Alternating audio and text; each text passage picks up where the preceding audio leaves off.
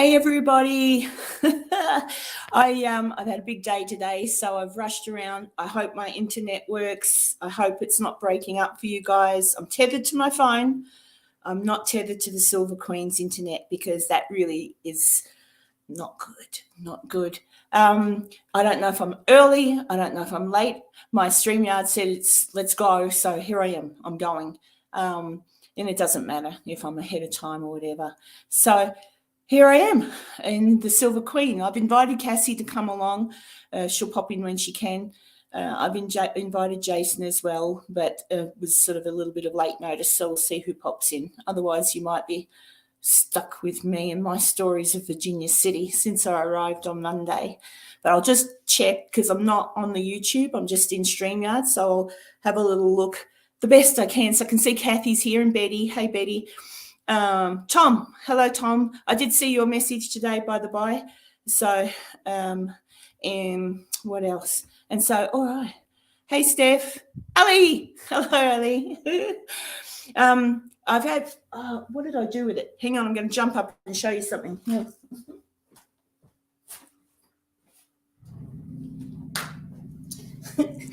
I tricked everybody yesterday. I went. Can anyone see my little friend?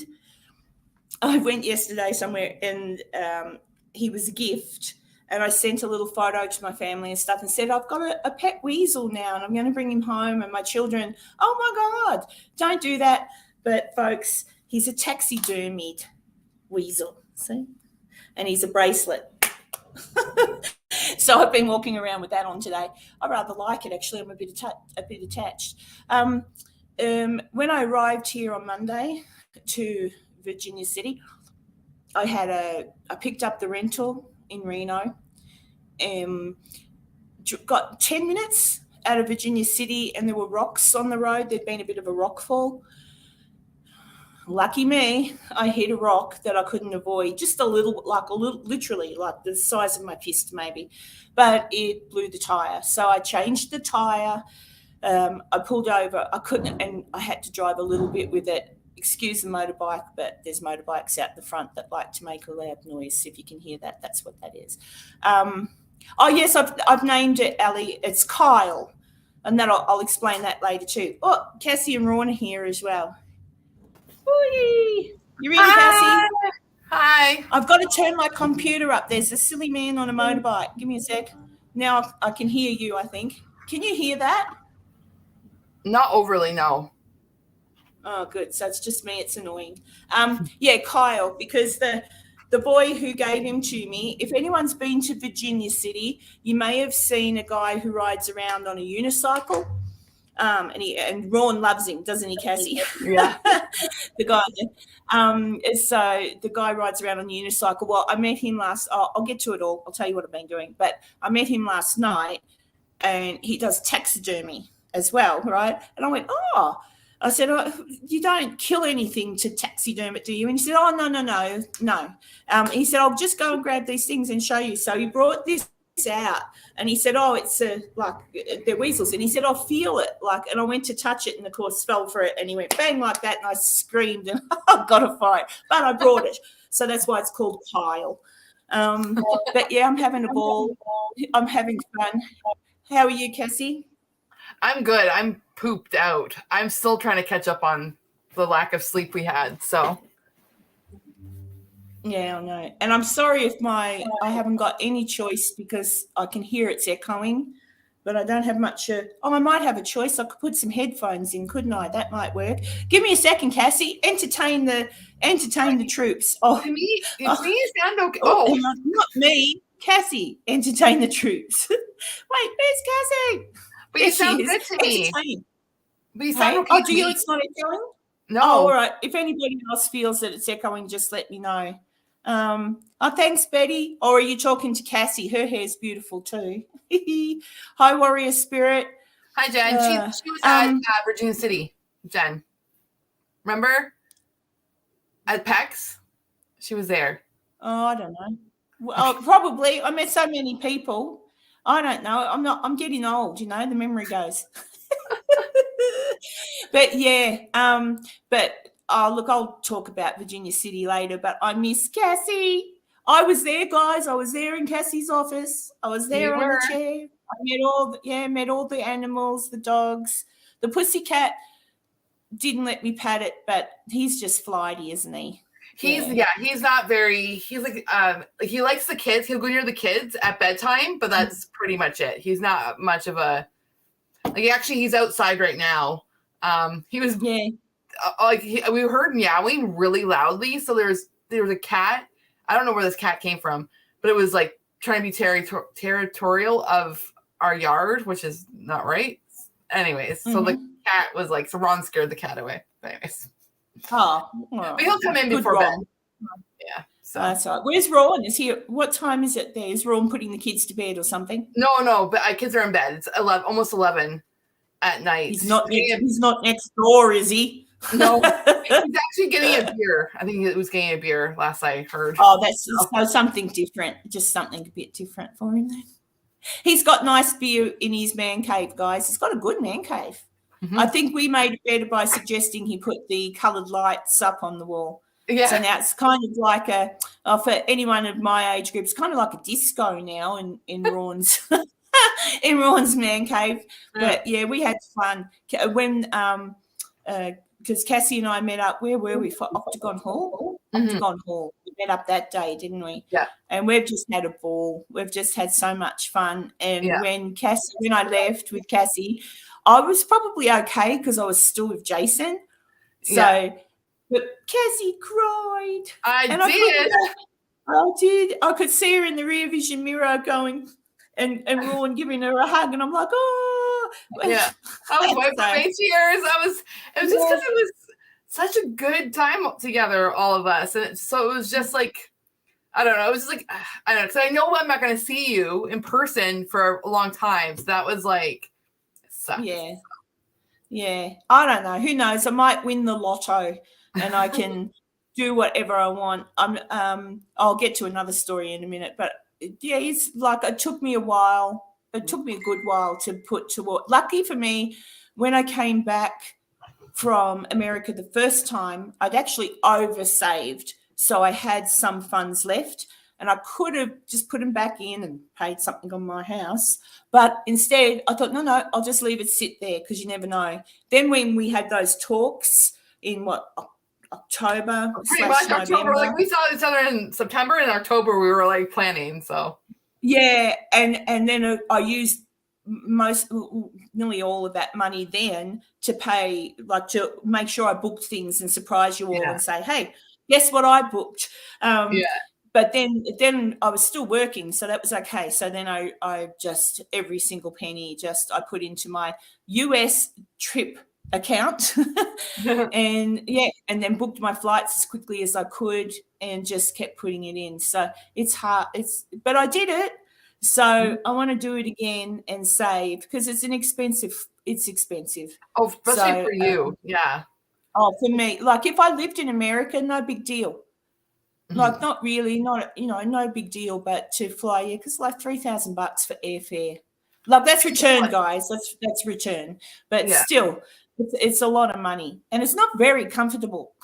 No, and like it's not even like it's like for me to fly to like Reno, we had a stopover in Denver, I think, but it still it was like maybe in total, maybe we're in the air for like 3 hours, 4 hours, but for you, it's like 20. Well, it's depends on the day. It's 13 or 14 hours just to get to Los Angeles.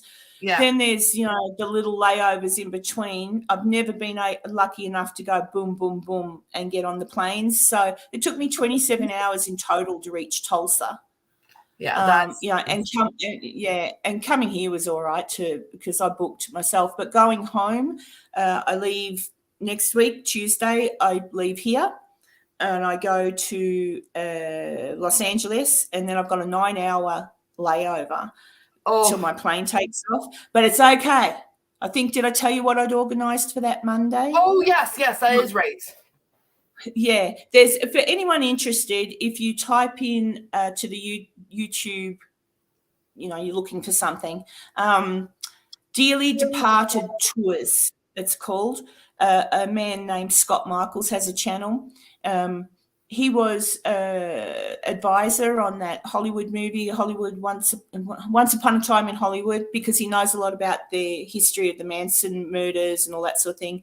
He knows a lot about Hollywood murders, history, like everything. He used to have a museum in Los Angeles, and he used to do the dearly departed tours. So he'd take you around Los Angeles. But then COVID hit. It ruined everything. So he's moved now, but he's going to meet me.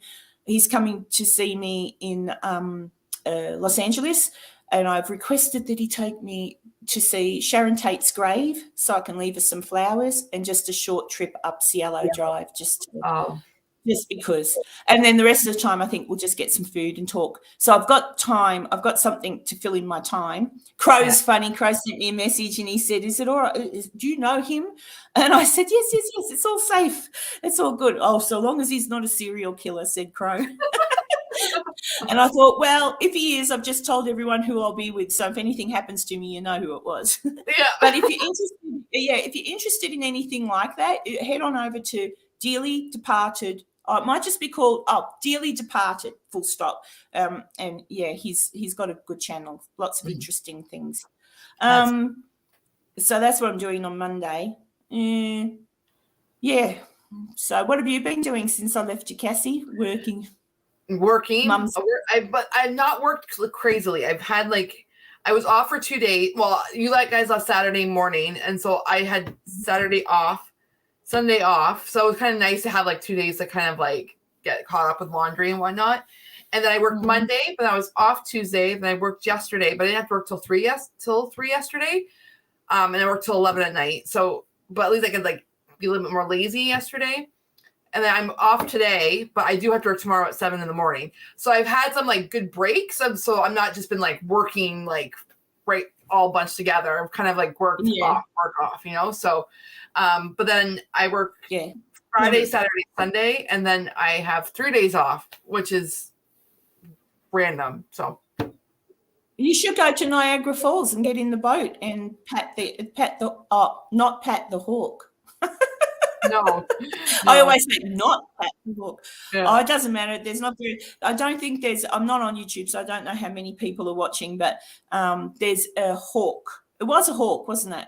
It was a hawk that they have at Niagara Falls to sort of scare the seagulls and stuff away from the eatery part. And the fella told me he also goes, where did he say he went? He's got the airport.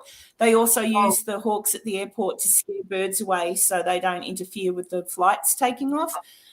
And me, as I am with animals, I think, was it Jason who pointed it out? I think it was Jason. I don't know. I wasn't down there when that happened because I thought you guys were tricking me. And I was like, where are they? Because you guys disappeared. Oh, well, that's where we disappeared around the corner. Yeah. And I was just in awe of this hawk because I love birds. Anyone who's watched for a while knows I've got a lot of pet birds, cockatoos, etc. And I'm talking to the fella, and I knew I wouldn't be allowed to touch it. And I said to him, can you pat it for me, because I want to pat it. Can you just do it for me? And he looked at me and he patted it, and I started to talk about my other birds. And I said, could I pat it? And he looked at me and he went like that. And I said, and then I think Jason filmed it, and I was just so excited. So I got to tickle its tummy. Yeah. But I'm not supposed to tell you all that because no one's allowed to do that. Yeah. Just like I don't feed the wild horses. Because you just don't feed the wild horses. You're not allowed to. I don't. I just say hello to them, honest. I saw them this morning, so that was nice. And I don't know if they remembered me, but they certainly weren't scared like they were the first time I met them. So, yeah, but there was only 2. But there was the one there that I had met last time that I find absolutely stunning and beautiful, and it wasn't scared of me. So that was nice. Oh. So maybe it did remember me. Yeah. But there you go. What else, Cassie? I'm talking a million miles an hour, but I don't know. Actually, I'll do this on purpose. Watch this. I'll do this on purpose, and there's a reason, because if a particular person's lurking, it drives him mental, and he might say, adjust your camera. Oh. But I don't think he's watching, because otherwise a message would pop up saying, adjust your camera. But I'll go back now. because that looks weird. Plus, I'm getting a sore back doing it. Hey, I'll tell you something funny. Oh, well, I told Cassie this morning because I've already talked to Cassie for about an hour. It was nearly an hour I was talking to you. So I'm at the Silver Queen and I'll be here until Monday. Oh, Monday night. I leave Tuesday to go home. But, you know, everyone says, oh, it's haunted. Nothing's happened yet. Like, I don't expect it to either. But last night was really weird. For about 4:20 this morning, I get woken up to a man talking about hiking and like how you should be careful when you're hiking. And I'm like, what the, and, you know, so I'm half awake. What the hell? And I'm thinking, where's that coming from? Because I had my bedroom window open and I'm thinking, is someone downstairs at this hour talking about that? Anyway, long story short, my phone, which had been turned, like, you know, by my bed, I hadn't selected anything about hiking on YouTube. I hadn't even had YouTube on my phone. It was a YouTube video playing. And I'm like, what the? So I had to fiddle around to turn that off. And I did. And I put the phone back down. I was exhausted. So I laid back down and within just a minute, not long, see my bed. So it's got a headboard on it. But it was like someone had sat next to me on the bed and kind of leant against the headboard because it wobbled like that, like someone. And I've gone, I know there's no one in the room. I'm half asleep. It's probably my imagination, but I still out of habit went boom like that with my arm just in case. Nothing there. So that was fine. And I just said out loud, I'm too tired. If it is, I'm just too tired. Leave me alone. And then I started to close my eyes and a male voice in my head. So this is what tells me I must have just been nodding back off to sleep. Goes, I still love you. And I went, okay, but I'm too tired for this. Leave me alone. And I fell back to sleep. So I don't think that that's anything. The phone was weird. I have no explanation as to how YouTube could randomly come on at that hour on my phone. I didn't. But the bed thing, I'm just putting it off to the fact that I was probably half asleep and maybe I bumped the bed head and the voice in my head was just me heading back to dreamland. But it was pretty, you know, no worries, Tom. It was pretty weird. It was just a bit weird. So I don't know. I'm alone. I think, no, I don't think I'm alone in the hotel now. I have been alone in the hotel. I've been only a couple of nights here, the only guest. But I haven't. I don't know. I also told Cassie this because I asked a few questions. You know me, I like to get to the truth of the matter. The story about whoever it was that slit her wrists in a bathtub. I don't know. She's got a name, hasn't she, Cassie? I don't know. Yeah. That can't possibly be true. I'm not saying that nobody slit their wrists here, because I don't know. But the story of the bathtub is absolute BS. Because firstly, this is an old hotel. So back in that time period, and I've double-checked it, I've researched, back in that time period, obviously now there's little rooms that they've put in which are bathrooms with the shower, right? That wasn't here. It was just a full room. The only bath area was a communal bath area on the second floor where I'm staying now. And I'll show you the window. See that window up there? I think that's above it. Yeah, see that big window up there? There's one on the other side on another room. Well, that used to be, it's now a room, but that used to be like the communal area where you would come and wash or whatever. There were no bathtubs at all in the rooms, ever. There was nothing. It was the old-fashioned bowl and, you know, that you wash. Mm-hmm. So that story about the bathtub and the prostitute and whatever, it's a load of shit. I'm just saying it's a load of crap. But it's all good. Hey, Heather. And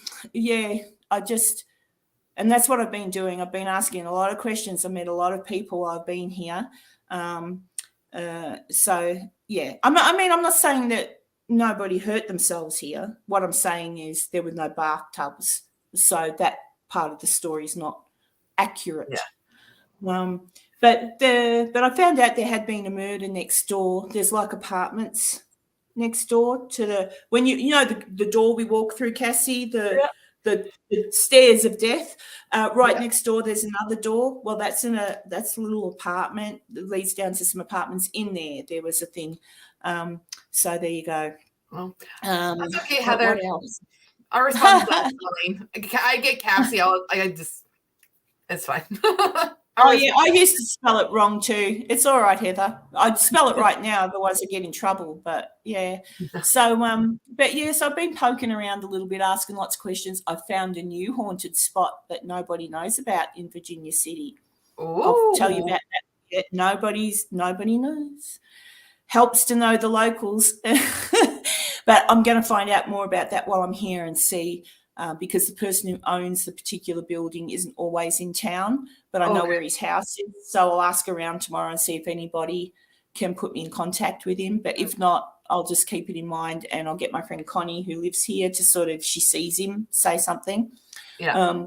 I won't be able to come, but I could always, tell someone about it who could come. But no one's, as far as I know, no one knows it exists. It's in the main street. That's all I'll say. What else? What else have I done? Cassie knows most of this because I've chinwagged this morning. But there's a lovely lady called Janice Oberding. I hope if Janice is lurking, I hope I pronounced her last name correctly. But Janice writes a lot of novels, history type things about Nevada, Virginia City. I saw another book of hers which I might grab, which is all to do with, I believe, a hanging, an execution of a young man that probably shouldn't have gone through back in the day, So she's a historical kind of writer. She and sort of explains all the ghost stories and stuff, all that sort of thing. But I met her. She was working in the antique mall with her husband. He's gorgeous too. So I annoyed her for a good, hour and a half, and sat there and drank coffee with her and talked to her. She's really nice. So I'm hoping to catch up with her again on Saturday. I've got a full day Saturday. I'm going up to the boy that gave me this, Kyle, the man that rides the unicycle. Oh, you do? Yeah, she's really lovely. Warrior spirit, Jen. So I'm going up to the Way It Was Museum because I didn't go there last time, and that's because Kyle is working in there on Saturday morning, so he's going to sort of show me a few things. Then from there, I'm going up to the 4th Ward School for a morning tea with a three-piece string quartet. It's not a quartet. It's a three-piece string. And everybody there serving the high teas, etc., will be in period clothing. Mm-hmm. So that'll be nice. And that'll finish about, 2-ish. Then at 2-ish, I'm heading down to the Bonanza to meet up with Janice Oberding and talk with her again. Then 6 o'clock that night, I'm going up to the Sutro Tunnel because it's Mother's Day, I believe, on Saturday. Oh, yeah. Am I boring you, Cassie? Oh, sorry. I'm so tired. I'm just trying not to. When you hit a wall and you can't stop yawning, I'm at that point. Yeah, no, that's all right. I'm letting you off, Cassie. But yeah, so I'm going to the Sutro Tunnel on Saturday from 6 till 10. They're having a nice dinner, and it's a fundraiser. So they're having a really nice dinner, and then I believe they're going to show us through the Sutro Tunnel at all the work they've been doing, because you couldn't. When I was here last year, I didn't go there because you couldn't actually kind of walk into it. It was too dangerous. But now they've sort of opened up and apparently doing really good work. So I want to go and check that out. And the same. And when I go to the 4th Ward School, I'm going to get to see parts of it that nobody else ever sees. Again, it's always handy to be friends with the locals. So I'm super excited. But I'll take pictures. I'm pretty sure I'll be allowed to take pictures. So I'll double check. So that's Saturday. Tomorrow, I haven't had time. I wanted to go up to the Washoe Club and just sort of sit there for an hour or so. I might try and see if I can do that tomorrow. So I've not done any ghosty things. I've done more.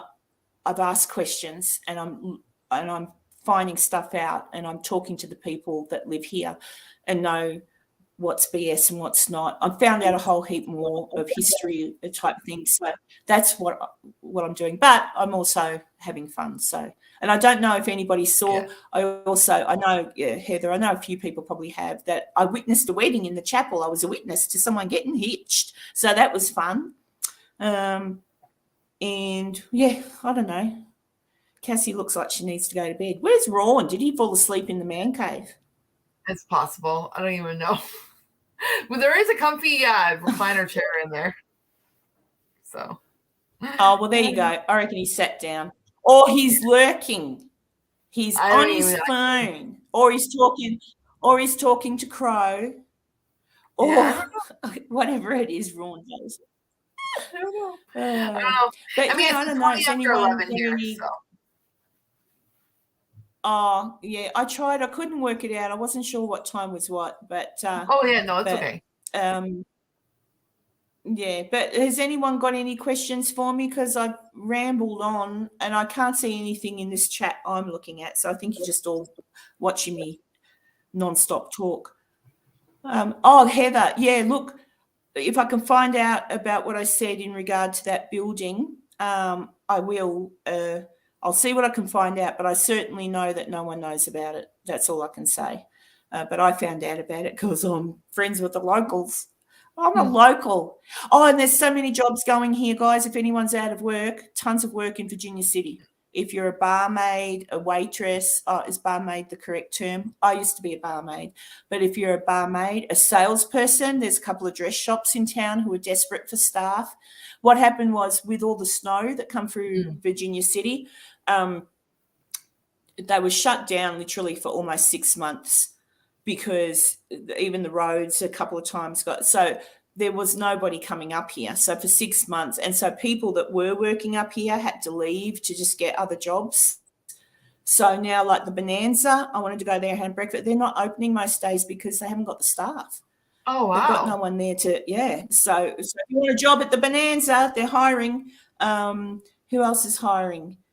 Oh, look, tons.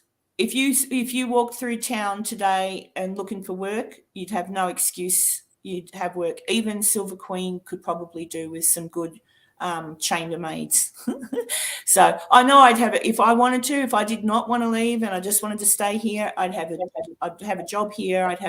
I'd go across the road. I'd go up to the lovely dress shop that's up there and get a job there's work, tons. And there's also a couple of stores further down the street.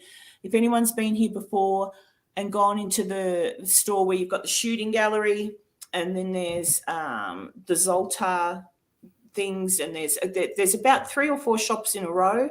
Same deal. You've got one man who owns the shops at the moment running backwards and forwards between all of them because he's got nobody to work the shops, but he's trying to keep them open. Yeah. So lots of work in Virginia City. I'm taking lots of photos, Tom, tons. I should really do more video, but I'll pull my finger out. But I'm not very good, actually, without Jason or Cassie around. I'm really not very good at using my phone to do how Jason can do it. He just holds the phone out there and he talks to the camera, Mr. Brilliant. I do that. I can't quite get my thumb on the thing. It doesn't, I don't know. I can kind of do it. But I'll try. I'll try to do something. But I'll certainly, like for the Sutro thing and the afternoon tea in the 4th Ward school, I will try and get videos of downstairs as well. What else? I don't know. I'll try. And then when I get home, of course, next week, give me a couple of days to rest and then I'll be into it and I'll put everything. I've still got to go through the tapes and stuff from the investigations that we all did. I did investigate. I mean, I was with you. I investigated, but I kind of want to leave that up to Cassie and Jason to have on their channels. But I will. I've got footage, so I will incorporate that into my little stories about the places we visited and the background. And whatever I come up with might not make people too happy because some of the stories surrounding these places are just BS. I'm sorry. So I might not make too many friends, and they can prove me wrong. I'm very happy to have them prove me wrong, but I don't think they'll be able to. So I am a Velma, okay, from the Scooby-Doo. I get to the bottom of it. I'll find out if it was the mayor or not. But yeah, and that was fun too. I can't wait to tell you some of the stories about our trips, like with Cassie. So many weird, kind of like weird coincidences along the way, weren't they, Cassie? Just really, really weird. Like ask for something and it was basically happened, and it was sort of, it was strange. Even Scooby-Doo made an appearance. I can't wait for him to see those. Jason's got some brilliant photos. So hey Daniel, I thank you for the monies that you gave me because that was used for some dinner along the way. So because of you, I had lots of what's it called, cheddar cracker basket, I don't know, the cracker thing, the cracker restaurant. Oh, Cracker Barrel. Cracker Barrel.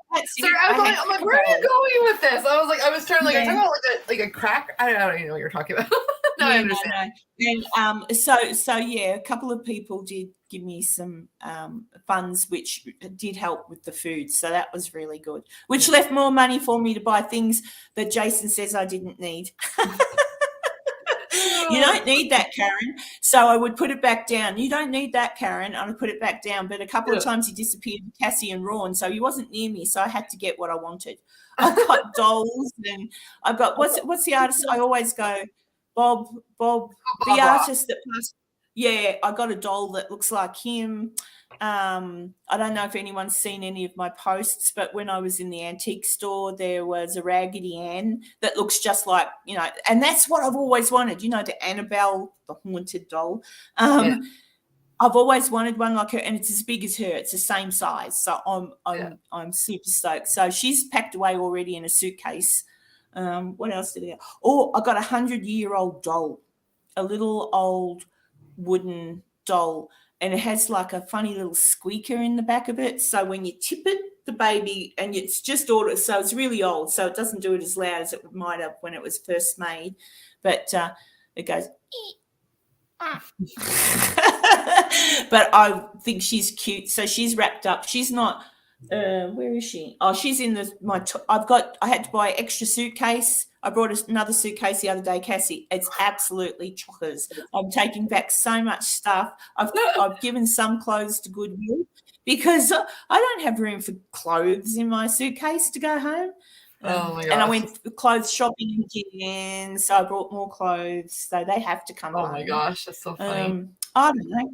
Yeah, I did, Daniel. I'm having a really good time. Yes, Tom, I want the truth too. So like I say, I'm happy for what I'm trying to put together for everybody. And most people, if you've been with me a little while, know why I do what I do.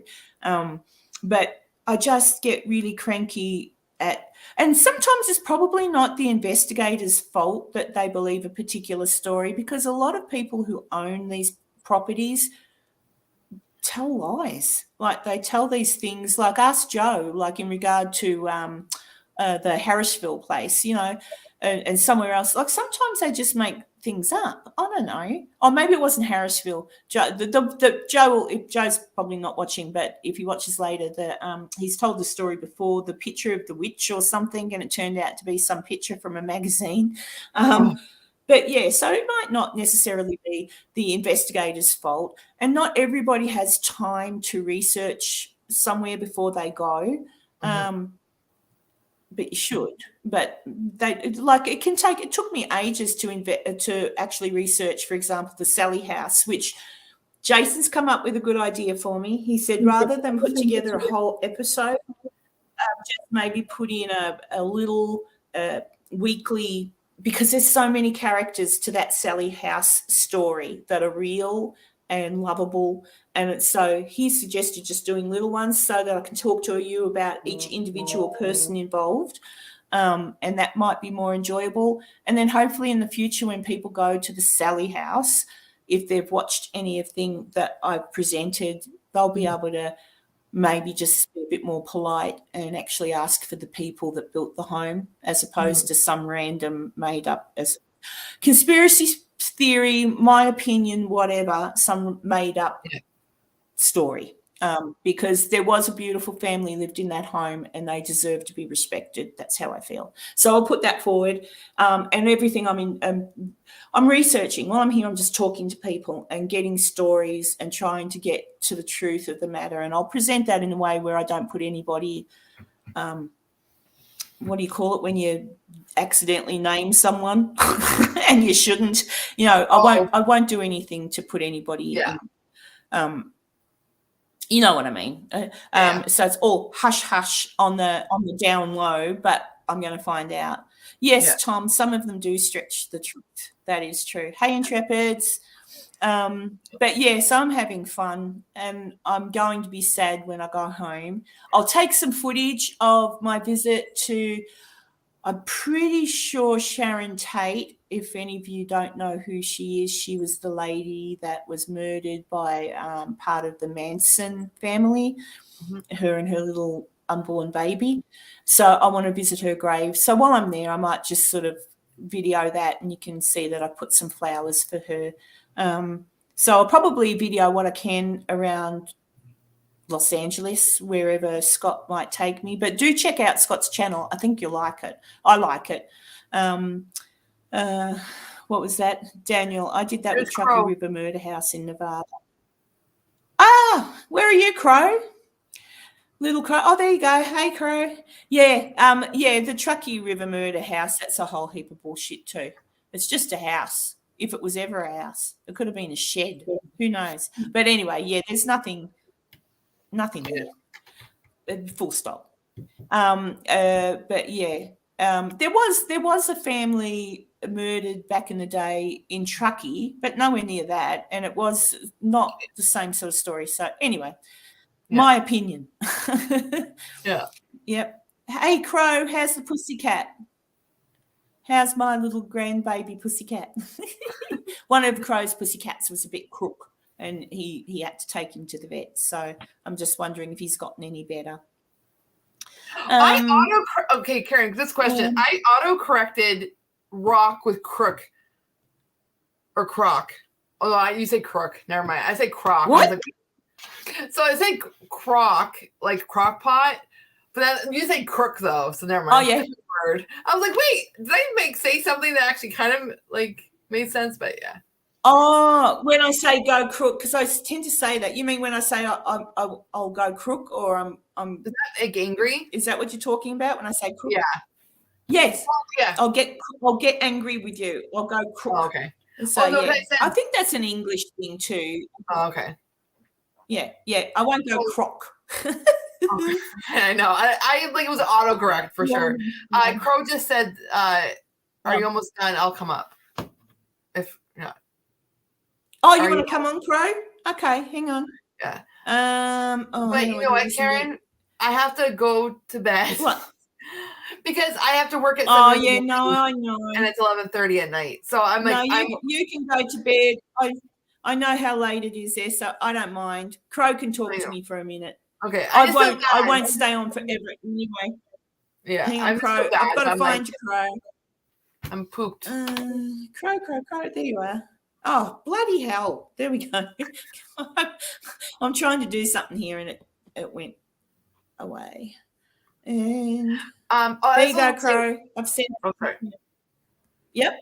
Oh, yep. Also, Daniel, I'm not sure if you saw my thank you, but Daniel during my live or my premiere, he sent me a PayPal, but I didn't see him like in the chat after. Oh, good on you, Daniel. Yeah. No, and look, I noticed how much it really did help, like fuel for Jason and I on this trip. You know, you're looking at $60 a day or more, really. I think we had to stop twice a day for fuel. Like it's expensive. And yes, I'd planned my part out, and we'd all planned out. We'd all saved our money. But yeah, it's expensive. So I'm hoping that you all can get from Cassie and Jason, you'll get, it'll kind of give you enough. We took plenty of video. So I'm hoping you get some enjoyment out of our channels over the coming months as to where we went, what we did. and it was fun. So it's just it means if we ever want to do that again, it's a lot of saving up, and so it's So don't be disappointed if we don't meet up again soon, or we don't get to do what we might go back to just doing what we can. So don't be too disappointed. It's just we would do it every day, but we can't afford to. Plus, we've got kids. Bloody nuisances they are. It's just so funny because my mom was like, okay, once a year is allowed, but I use up my quota. So well, it is hard for you. Maybe next time, if Jason still can do it too, because he's the same. He's got to take time off work. Here's Crow. But hey, Crow. But hey, guys. like come up to Canada, like do a road trip up to Canada only, stay at your house and then go, because there's heaps of interesting places around Cassie that would be super cool. But so there you go. Yeah. All right, Cassie's going to leave us, Crow, because she's tired. Okay, Cassie. I have to work at 7 a.m. But also I was trying to say, because Cassie's in chat, so like Tales Told in the Dark is Cassie, the other Cassie. Hey, Cassie. So hi. But okay, guys. I'm out. All right. Bye, Cassie. Bye. Bye-bye. I love you. See ya. I love you too. Bye. Bye. Au revoir. See what she's like. You can't get rid of her. I love her. I love her to pieces. I love her. Poor old Crow had to put up with a lot of drunk calling from us, didn't you, Crow? I sure did. It was hilarious. It was it really was. Fun. Yeah. And I think, did I at some point try to put on a Southern accent? I just remember. Oh, I got some great. I haven't looked back at those, but I'm sure I got some great stuff. Like in my messenger. Oh boy. Oh no.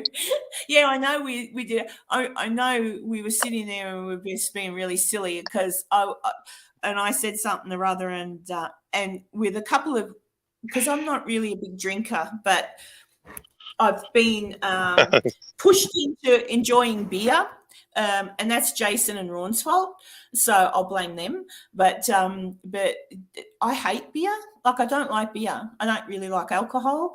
But they were going to breweries. That was part of what they wanted to do, just try out the breweries and sample the goods.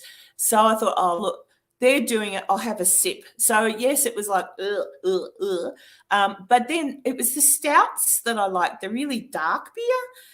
And some of them have really yummy tastes to them. Like there was one called a blueberry muffin or the Muffin Man and all these things.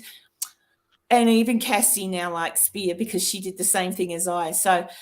But I went to the Red Dog last night and they've got beer on the top.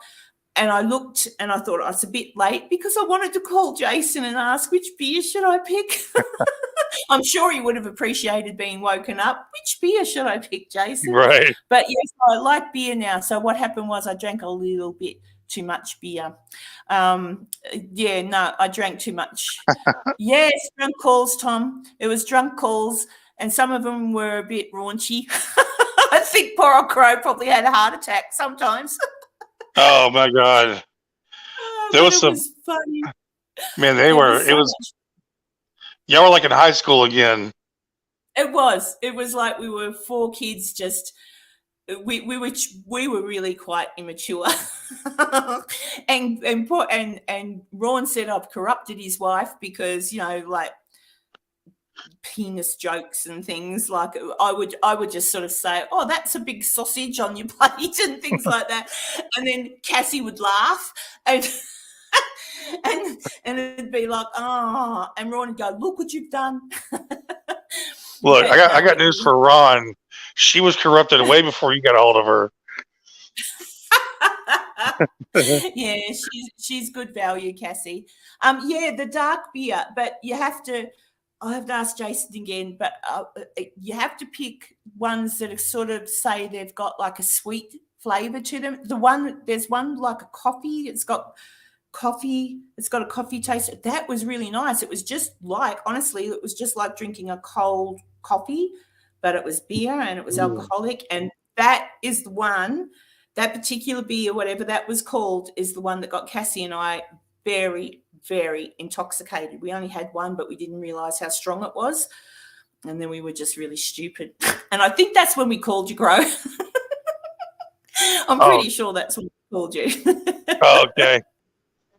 But yeah, we had a ball, and I know that Jason has taken heaps and heaps of like, what does he like to call it? Behind the scenes. That's it. Oh yeah. And so Jason, I'm pretty sure he's taken a lot of behind the scenes. Well, I know he has because I've seen him do it. I was a bit slack. I tried, but I just kept watching Jason do what he does, and then I'd think, oh, I should do something, and then I'd go, oh, and then I'd struggle with the phone. A couple of times I asked Jason to help me. Can you help me? But other than that, we had a ball. I went to, I don't know if hey, Diabolical, or Debbie. I don't know who knows or whatever, but I got Jason to take me to Graceland. So that was super cool. Bit gaudy. I don't know who in here has been to Graceland. Graceland itself, the house, I love the house. I mean, that was Elvis's home. And when you walk in, it's really honestly like a time capsule. And it is what it is from the 70s. That was awesome. But I kind of felt walking into it like I was intruding, like that's someone's home. Like I kind of felt like, I shouldn't really be here. But anyway, that's how I felt. But the rest of it, I'm not saying it's horrible. It's very interesting and it absolutely gets you interested, but it's kind of across the road from the house. It's huge. They're hangars. They're huge buildings that are full of all of Elvis's belongings, his cars, his bikes, his boats, his costumes, his awards.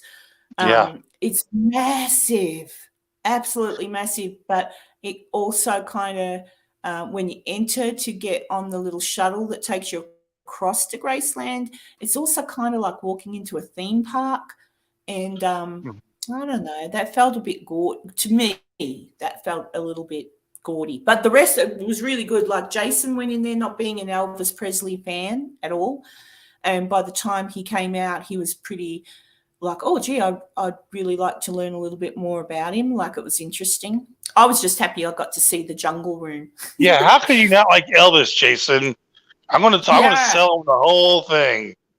Oh well, I think he does now. I think he does now. And I know that he was going to watch the Elvis movie, and I know you weren't a fan of it, Crow. But, I know, but that's the way that director works. So I loved it because I'm a fan of. Yeah, I want to see surprise. I mean, as far as I'm a movie fan. I love movies, right? And it's like especially the autobiography movies like Great Balls of Fire and La Bamba, and why would they pick a guy that's known for like the more theatrical music movies, like what's the one Leonardo he did? What's that one he did? I hate that movie too. The Great Gatsby. I hate that movie. I don't know why they want this guy to do this movie. It's Baz Luhrmann's style. But you see, I know you didn't like it, but I watched it 3 times. I couldn't. I have watched it twice. Look. Yeah, I've watched it twice because you wanted to give it another go. Yeah, I mean, I watched it twice because the actor was so good, and it had a great cast, and that to me is what was saved, especially the stuff towards the end. It was pretty realistic as far as how Elvis was towards the end and stuff, But I would say that first half an hour, was really just over the top Broadway for me. But it did get better towards the end, I admit. Well, that's what I said to Jason, but Jason understands the Baz Luhrmann way of doing things too. But I said to him, or Luhrmann, I said to him, for me, the hardest part to get through in that movie was the first probably 10 minutes where it's the Colonel sort of reflecting back and saying, that could have been out of it. I think they could have opened at the fair where Elvis performed. I reckon that would have been great. And then at the end, maybe put something in. But I guess it was Tom Hanks. He had to get his head on a lot more because that boy, genius, that boy was. I started to watch it and see him, like I saw the actor, the young man, but probably 10, 15 minutes into his performance as Elvis, I wasn't looking at him. That was Elvis. Like I was watching Elvis. That's how I felt. And that's why I liked it so much. So I know Jason's going to watch that. And let me say that. Playing some Elvis music, so there you go. Let me say that. Night, Betty. Night. Night, I don't Betty. know what time it is, but it's probably late. Yeah, go, Crow. I was gonna say. Oh yeah. So Tom Hanks's his accent was absolutely ridiculous. It was a little too, way too thick, man. It was like you said, the intro was like, dude, what are y'all doing? And then I know they wanted to drive home the point of where Elvis got his music from, but like there's a part where a good half an hour was just like these cutbacks to all these weird musical stuff, and it took a long time for the movie to get really cooking, to where it was kind of more like the real stuff. But the guy, though, if you notice, his accent changes. He actually does an accent the way he was when he was young, and he also did the old accent as well, like because Elvis's voice changed throughout the years. So he did a really good job on the and he did sing, like he really did sing. He sang a lot of those songs, so that was pretty cool. Like that boy is talented, and I'll give him that, and that's why that boy carried that movie. I'm sorry, Mr. Hanks, but not Mr. Hanks. Oh, totally. And I have seen. He didn't look like him either, though. Yes, Crow was born. You were born when Elvis was alive, weren't you, Crow? Yeah, I was born in 78. He died in 77. Oh, okay. So yeah, but I was born, Daniel. I knew who Elvis was. I didn't cry the day he died, but when I went to school, a lot of the girls were crying because I wasn't a super Elvis fan. But I cried when Bing Crosby died because I was a Bing Crosby fan. And when he died, I cried. I loved Bing, even though apparently he was a jerk. Anyway, it doesn't matter. I love the movies. Yes, Crow. I was born in Mississippi, and I was born in Mississippi, and our family was heavily. I mean, they basically down there. You worship Jesus. You worship Elvis and Jesus, and in that order as well. Like Elvis was everything in our family, and so that's where that came from. Well, when I was little, I remember the whole family when he did his Hawaii show, the show from Hawaii. Mm-hmm. It was telecast around the world via satellite. So our family sat down to watch that whole. Elvis was bigger than big. So I think for someone who managed to come back from, because he went quiet there for a little while, he did kind of go out of style. And then those other boys that he got helping him, his comeback special, that was the best thing he could have done. I still think he looked super good in that black thing. That was awesome. Yeah, but, he went 10 years. I don't know. He was like, but I love him. Yeah, he went 10 years. You must let me know how you like your gift. What? I'm sorry, this is a delay. I'm so sorry.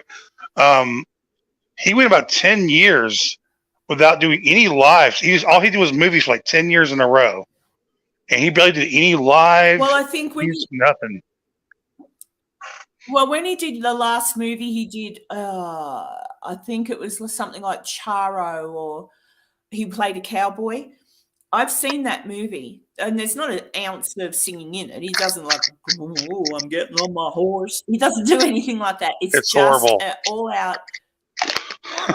Yeah, but he did such a good job in. No, he did a really good. I've watched that, and I think, well, you know what, Elvis, you could act. It's a pity they didn't. He could act, and I think it was the production because everyone was disappointed.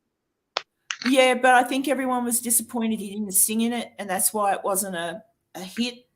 But I know he was very disappointed with that. Like, he was heartbroken because he wanted to be an actor and just be known for acting as well. So that was sad for him. But, Warrior. Oh, Jen says she was young and heartbroken when Elvis died. But yeah, I think everybody was. He died way too young. But when anybody young dies, it's heartbreaking. It's not right. You know, they've got more life to live. But unfortunately, I guess for young Elvis, or because he was only young, what was he, 41, 42? 41, I think. He was young. Yeah, he was a baby, 42. That's younger than Jason. That's like Actually, younger than you. Wasn't he 38 Yeah, no, or was he 42? 42. 40, I think he was 42. He was 40 something. Someone can Google it. But yeah. Oh, I brought myself a ring today, Crow, and it did fit my finger and come off really easy this morning. I got it. It's a moonstone. I don't wear jewelry very much. I can't get it off. I'm going to have to do that. Oh boy! I have to keep my hand up while I'm talking. Oh, that's cool. Sorry, I'll keep my hand up. It'll come on. Yeah, but it's getting a bit tight, so I'll just keep my hand like this. But yeah, I don't think Jason's lurking anywhere. He doesn't. If he's lurking, he can send me a message and go, "I'm lurking," or I think he's just in bed because it'd be. What time is it here? It's 8:48, so I think it's 10. It's probably 11 o'clock. Yeah, 42. Yeah, he was 42, Crow, when he passed. Now, but did y'all like? So there you go. Did you like? I love the movie La Bamba with Richie Valens. I'm with yeah. Oh, no, I love La Bamba. I cry. Yeah. What's Richie his name? Valens. Diamond Phillip. Yeah. Lou Diamond, yeah, he did really well in that. I enjoyed that movie. It's still, I can still watch it and still get some, especially when she's had Mama's right at the end when Mum's hanging out the washing. Oh, I got it off. When Mum's hanging out the washing and his brother comes and tells her and she breaks down, and because that's true, that's really how Mum found out that he died. Yeah, that was horrible. Imagine, and he was only a baby. What was he? 16. I'm pretty. I cry every time when he was killed. That little. Yeah, every time I watch that. But there you go. Oh well, Daniel. You know I'm fat and I wear skin tight things. So there you go. It doesn't matter. But he got Elvis got like bloated. Like you could tell it wasn't. Oh yeah. I don't think he was fat as much as he was bloated from all the shit that they were making. Yeah, because people always make fun of fat Elvis, but like when you look back at his last 6 months, his face was bloated, but his body still wasn't that big. It was more his face, and no, he was. He was. If you actually look at him, he had a little bit of a belly, but not much more than like Jason or Ron. Ron's a stick. But his face, that from a nursing perspective, his face is bloated. It's bloated. So there's a lot of fluid retention there. There was something going on, which probably explains the fact that he had a heart attack. He probably had something going on there. Well, that would not surprise me from the amount of drugs that he was being given by his doctor. So it's shameful all around. But anyway. Yeah, he was being given some really strong drugs. This stuff was like, really? Yeah, and it's a shame because his so-called friends or whatever, I guess, look, he would have been a stubborn man. He would have. But again, it's who you have around you. So unfortunately, he was surrounded, probably the people that did care for him, he wasn't listening to. And the ones who obviously didn't care too much and just wanted the money, they were the ones that he would listen to. Daniel, he did die. He was not put in protection by the FBI. And the mob, why were they after him? Why? Why were the mob after him? I'd love to know who started that story. I don't. Conspiracy theories are galore. But, yeah. Oh, Virginia City in the spring is beautiful, Sharon. There's still I've got some photos and a bit of video. There's still snow. Like if I walk out the back of the Silver Queen now, there's still snow just there. They had tons of snow. So But today was beautiful and sunny and nice and warm. And but the wind was cold, so it's still, but it's beautiful. There's no leaves on the tree yet. That's the one thing I drove in and I thought, something's different. That's because all the trees have no leaves. They're about to spring, I think. But I'm having fun here, Sharon. Very, very much fun. Look, no one would have whacked Elvis. He would have been safe. He wouldn't have had to hide from the mob. I don't think the mob would have killed him. Besides, he was making the mob too much money. So why? I don't know. Yeah, I don't know. People come up with a lot of stories. I know over the years people tried to say, "Oh, he's still alive. He's still alive," and I'm like, dude, even if he was still alive, he'd be how old now? Late 80s, 90 years old or something like. Yeah, 87. like he could still be alive, but do you know what? In some ways, and I actually said this to Jason, in some ways, if he were still alive, the legend, he wouldn't be what he is now. Does that make sense? Because he'd still be alive and people would have remembered him as he was young, but I'm guaranteeing you over the years people would have interviewed him or whatever. He would have got old. Hopefully he wouldn't have got to the point where he's still performing on stage at 80 trying to make money. Like, it could have been a very different thing. I think it's like when people do die young, like Jimmy Dean and all those, they become legends if they live to be old. Like, there's tons of people that have lived to be old. No one talks about them anymore, and they were big stars back in the day, but they've lived a life, so they're not legends. So, it's probably... I have learned that getting into the 40s now, like some of the people that we grew up with that were huge back then, when they die, it's a big deal for us because we grew up with them. But it's like mainstream America and the actual real world, it's not really a big of a deal because it was so long ago. You know what I mean? Like, so I am noticing that now. Oh, hey, Karen, have you ever seen Great Balls of Fire with Dennis Quaid? Yeah. Good movie. I liked it. I love the movie. Yeah, I love the movie too. Yeah. Oh, and that's the other thing. I had a young girl. I had to educate her a bit. I had a young girl talk about Jerry Lee Lewis, Elvis, because obviously Priscilla was 14 when he met her, and some younger people that don't understand or don't bother to check history and how things were back in the day. Oh, pedophiles and and I'm like, no, they were Southerners, and in the South back in the day, it was not unusual for cousins or men to take young. It wasn't, that was the way it was. They weren't pedophiles. It was just the way it was. That was, and in some other parts of the country. So sometimes people get a bit funny and you think, dude, don't call people names until you research the era, what was acceptable for back in the day. Like, just as a passing example, back in the day it was acceptable to put on blackface and big white lips and gloves and pretend to be a black person. Now that wouldn't be. So anyone looking at that would go, oh, that's disgusting. But back in the day it wasn't disgusting. Like, that's not how people thought about it. It was entertainment. It was and in some ways a tribute to the others. Like, it was just very different. So I get a bit annoyed when people call Elvis. Jerry Lee Lewis was an asshole, though, I think. But anyway, Yeah. I think he was weird. But yeah, I don't think he was a nice person. He was very, well, that's not right of me to say. He may have been a nice person, but he was very eccentric and could be unkind. But he knew Elvis. It was just the way it was back then. Crow, what do you think about a mushroom and Swiss burger? You seem to be the food guy in this group. That's Tom Doolittle. Hey, Tom. So I hate to say, what's a mushroom and Swiss burger?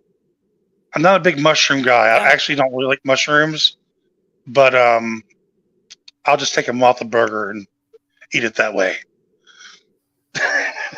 Yeah. I love mushrooms. I like the ones you eat. They didn't all, Daniel. I've spoken to quite a few African Americans is the correct term now, I think. I've got a few friends. I don't think they did. I don't know. But anyway, that's another subject altogether. I'll politely look into it. But yeah, hey, Dantex, hello. Sheldust, hello. Hey guys. And Helena, hello. But yeah, what was that? So I think I missed a compliment. I think I missed a compliment. I think someone said I was awesome. Thank you. But yeah, go Crow. So I was going to ask you, how's your trip going so far to uh, in Virginia City? I love it. I think I told earlier. I haven't told you yet, Crow. Because I'm at the Silver Queen, so I've been cleaning the rooms with Connie again and doing some laundry, as in for the Silver Queen, washing some towels and doing that. I'm having a ball. Like, it's not a chore. It's super fun because I can go home and say, I worked there. I'm not getting paid, folks. All right. I'm just doing it because I want to. So tomorrow I'm going down to the bar because I did get asked to mind the bar, like the saloon part. Kelly, the lady who runs the bar with Connie, she asked me for a favor and she said, do you think you could watch the bar for 10 minutes? And I said, yes. But then as it turned out, she took me behind and was showing me a few things, and then they ended up just shutting anyway because someone else had to leave. So I'm going to go down there tomorrow and see if I can work behind the bar with Kelly just for some fun. So see what people see as work, I see as enjoyment. But what was I going to tell you? Oh, yeah. So I came up here last night, went to bed. I was knackered. I was absolutely tired. Fell asleep, and I was sleeping well. And about, I don't know, it was about 20 past 4. I woke up to a man talking about hiking, like loud, like the radio was on. But then I was really like I'd come out of a deep sleep. It had woken me from a deep sleep. I'm like, what the fuck? And then I'm looking around and I'm thinking, well, it's not coming from the street. It's coming from my phone. And I'm like, what the? And so I checked it out. YouTube had randomly turned on to some random person that I would never watch talking about hiking and how to be careful while you're hiking. I'm like, what the hell? Then I struggled to turn it off. Finally got it turned off, put the phone back down, snuggled back onto my pillow. And not long after, like a couple of seconds after I did that, at the most a minute, I felt the back of the on the other side of the bed to what I was sleeping on. I felt the head, like someone had sat on the bed and banged against the headboard, right? And I'm like, okay. And I said out loud, I'm just too tired. I just said, I'm too tired for this. But I went like that with my arm. Now, I could have done it. I might have done it and just been tired and not realised, but it felt like on the other side of the bed. And then I pulled the rugs up, and I've heard in my head, I've heard it. So that's why I'm thinking I must have been going back into the deep sleep. But I hear a male voice saying, I still love you. And I'm like, what the? And I said, dude, I'm too tired. Just leave me sleep. And I went to sleep. So I don't think it was really anything paranormal. He was trying to. I don't know. That ghost was trying to have some fun with you, like some real fun. Oh well, geez, I'm up for it, but not at 4:20, not 20 past 4 in the morning. But yeah, not with a ghost. But yeah, so I don't know. I don't think that was actually anything. The phone was weird. That was weird. I've never had that happen before. I don't know why that did what it did, because when I put my phone to sleep, everything's cleared, shut down. I do not, and a random, if it had have popped up, maybe because that night I had checked a few of my regular, if it had been a regular subscription, that maybe I didn't shut down properly, but I did shut it down. So I don't know what caused that. As I say, the other two things, the bed head and the voice, that could probably, I may have done that. I don't know, but it was odd.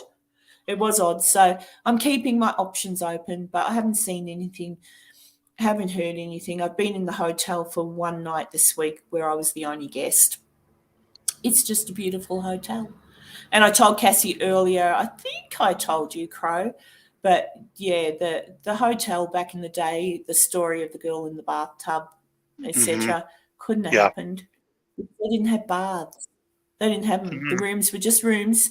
In each room, there would have been a wash basin, the old-fashioned jug and water.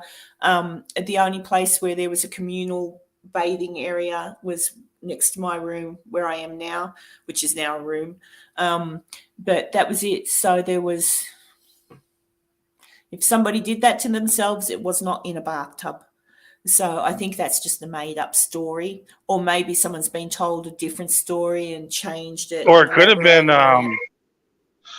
been, like she might have committed suicide, but maybe not in the tub though, next to the basin. They kind of got changed over the years.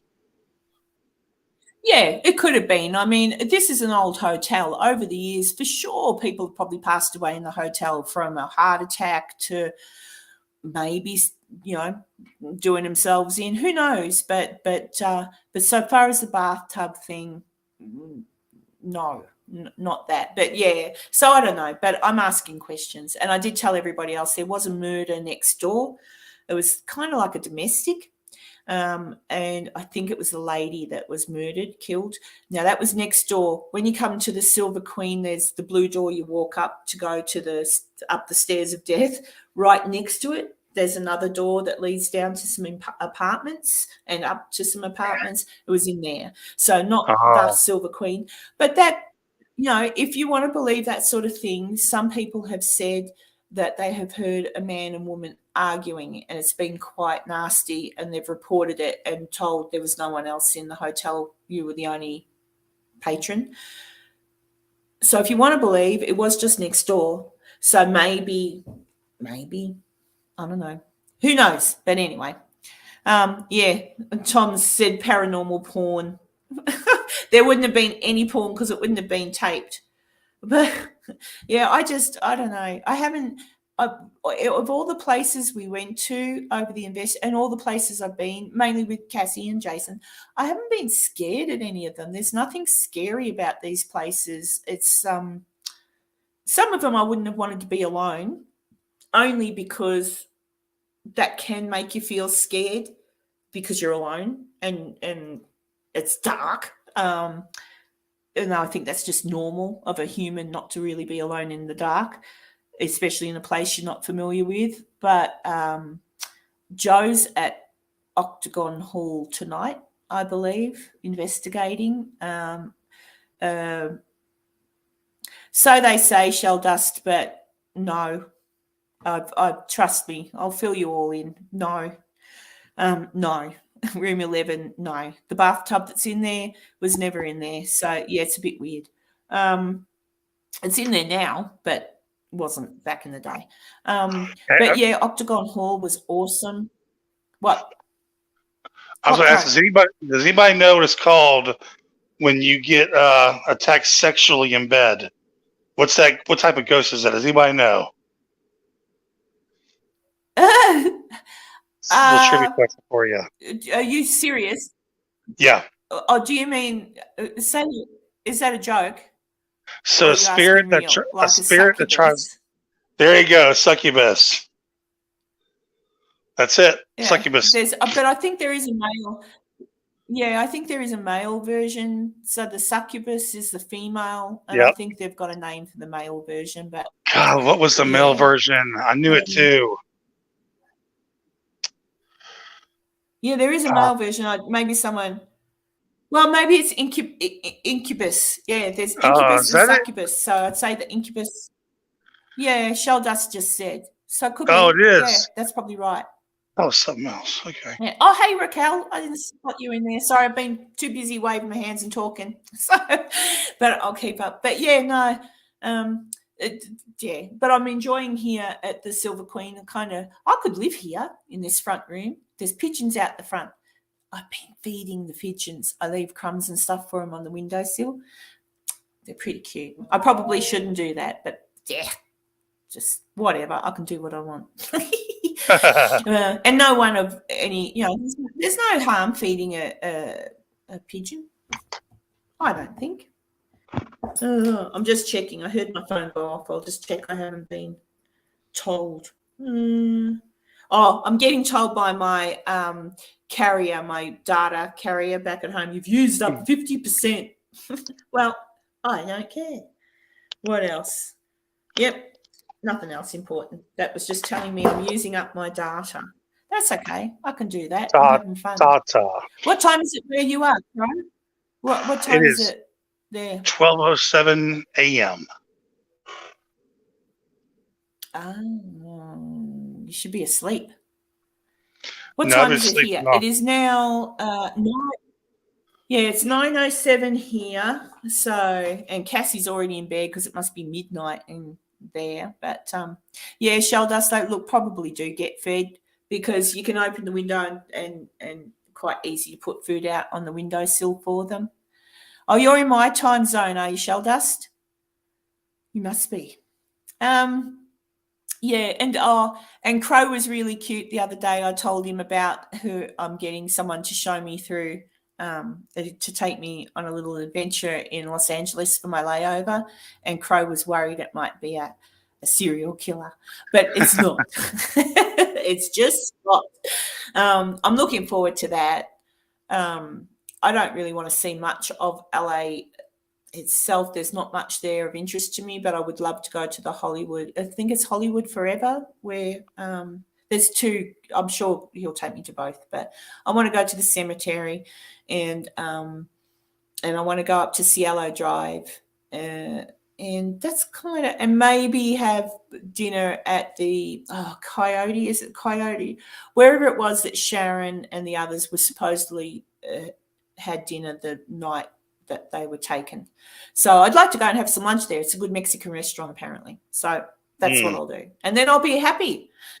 But, yeah, I might get him to drive me past where Lucille Ball used to live, but they've changed it a fair bit since she lived there.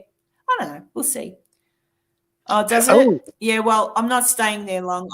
I've got a 9-hour layover, shell dust, so I've got to do something, or I'll get a sore bottom and from sitting for 9 hours. I don't want a sore bottom. Yeah, don't go there, Crow. Hey, I just saw this. There's another movie I watched, another biopic I loved. I really enjoyed this one. It was so good. It was the one on the girl that played Alice in Wonderland. What was her name? Did y'all see that? No. What was her name? And then I might remember. I haven't seen. Is it a modern? It's a new one? Not. I'm sorry. Girl played Wizard of Oz. I'm sorry. The girl that played Wizard of Oz. It was her. You're talking about Judy. Yeah, Judy Garland. Yeah. Yeah. Did you see that? I had watched something recent. Oh, with what's her face? Bridget Jones. Yeah. I'm telling you what, she did an amazing. It was so good. It was also very.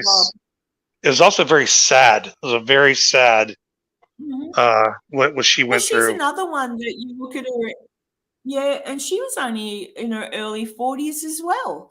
And I think to myself, good Lord, it's the drugs. And the alcohol probably. Hollywood used her and then spit her back out, like literally. Absolutely. Shell dust. It's what's her name? Bridget Jones. You know the movie's Bridget Jones. I've gone blank for the blonde actress. Jerry Maguire. She played Jerry Maguire. What's the freaking name? I can't believe she's dating that blue-eyed, gorgeous man. What's his name? I've gone blank for him now too. From A Star Is Born, Blue Eyes, Hangover, all that. What's his name? Yeah. Anyway, whatever. I've gone blank, but it's a movie about Judy Garland, but I don't think it's called Judy. Is it just called Judy? Yeah, maybe? I think it's called. Remember the name of the movie, but it's called Judy. I think it's just called Judy, but it's really good, and Yeah, and it does give you an insight. And you know what? After I watched that, I went back and watched a few of her Christmas specials, because you can see them on YouTube if you type in Judy Garland, because she had a TV show. And there's one where she's got a Christmas special, and it's got Liza on it when she was little and her brother. And it's kind of, when you know what was going on in her life at that time, it's awfully sad to watch that. And I sort of think, I mean, she was only a young woman. She was a young woman. Like, she was 40-something. You're still young when you're 40-something. Like, it's just sad. But well, anyway, she was always so used to having. Go too soon.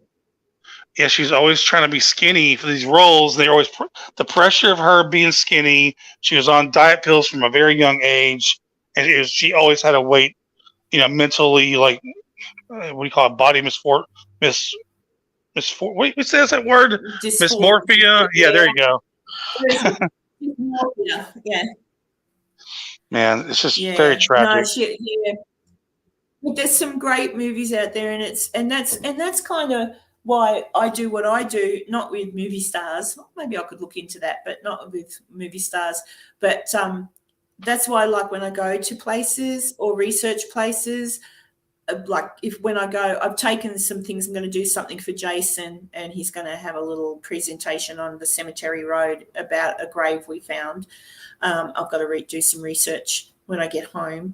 But I like to think, so we've got Judy Garland's and Elvis Presley's and Jimmy Dean's and all that, and we know nearly everything about them because they're famous. They were in the movies. But there's so many people whose stories can be brought back to life, and they can be remembered the way we remember these people. And they were brilliant people. Like I said earlier, the Sally House, like I've researched that.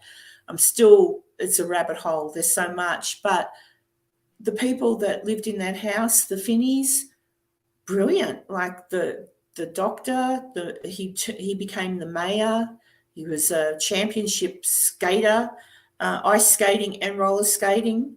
He used to dress as a woman to compete in ice skating as a lark. Him and his mate used to do it let's see who can figure it out.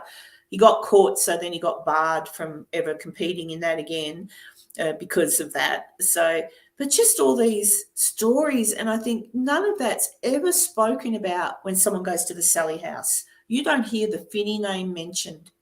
And it was their home. That Sally story is new. That's from the 90s, from some conspiracy theory, my opinion, whatever. That was from someone who moved in to rent that place in the 90s. And in my opinion, I don't know, probably just made it up, to be honest. I haven't found anything remotely connecting that name of a ghost called Sally, because no one named Sally ever died in that house. No one named Sally ever died near that house. A couple of streets away, someone died and her name was Sally, and a little girl lived in the house and her name was Sally, but she lived to be an old lady, way past that story of Sally in the Sally house. So I'm going to touch on that. But my point is, people who should be remembered for what they did, that, and especially involved in hauntings, like places that are haunted, you got to look into it, and you got to pay respect. And I like to bring people back a little and remind people that these people existed and they were good people. And, especially when I find a grave and I see a stone that I like, and I think, I wonder who they were. And then I go home and I research, and I think, wow, they were really interesting. Like, they were like some of my old videos about a boxer called, like I've just fallen across their graves. No one talks about them anymore. But when you look back on the history of that person, that was super interesting. So I don't know. That's why I like doing what I do. I have a little caveat to that too, as well. It's like, no, also, just so you know, James, hang on, Crow. Daniel, yes, I mean James Dean, but he was nicknamed Jimmy Dean as well. So just so you know. I don't know who the country singer is, but a lot of people refer to James Dean as Jimmy Dean when they're talking about him. Go, Crow. Gotcha. Oh, yeah. I told you to shut up. Yeah. That's I was gonna say a lot of times these old places too, the documentation was never very good, and how they'll say, "Well, I heard this happened, but we looked it up and it never did happen." Blah blah blah. There was one location, I forgot what it was, a couple of years ago. Somebody had looked into some place, and they said, "Look, this person, whatever it was, never existed." Blah blah blah, and they come to find out, like a while later, they found some kind of record somewhere. I don't know if it was in a local library or the local town hall thing, but you come to find out there was a 2-year stint where this person did live there.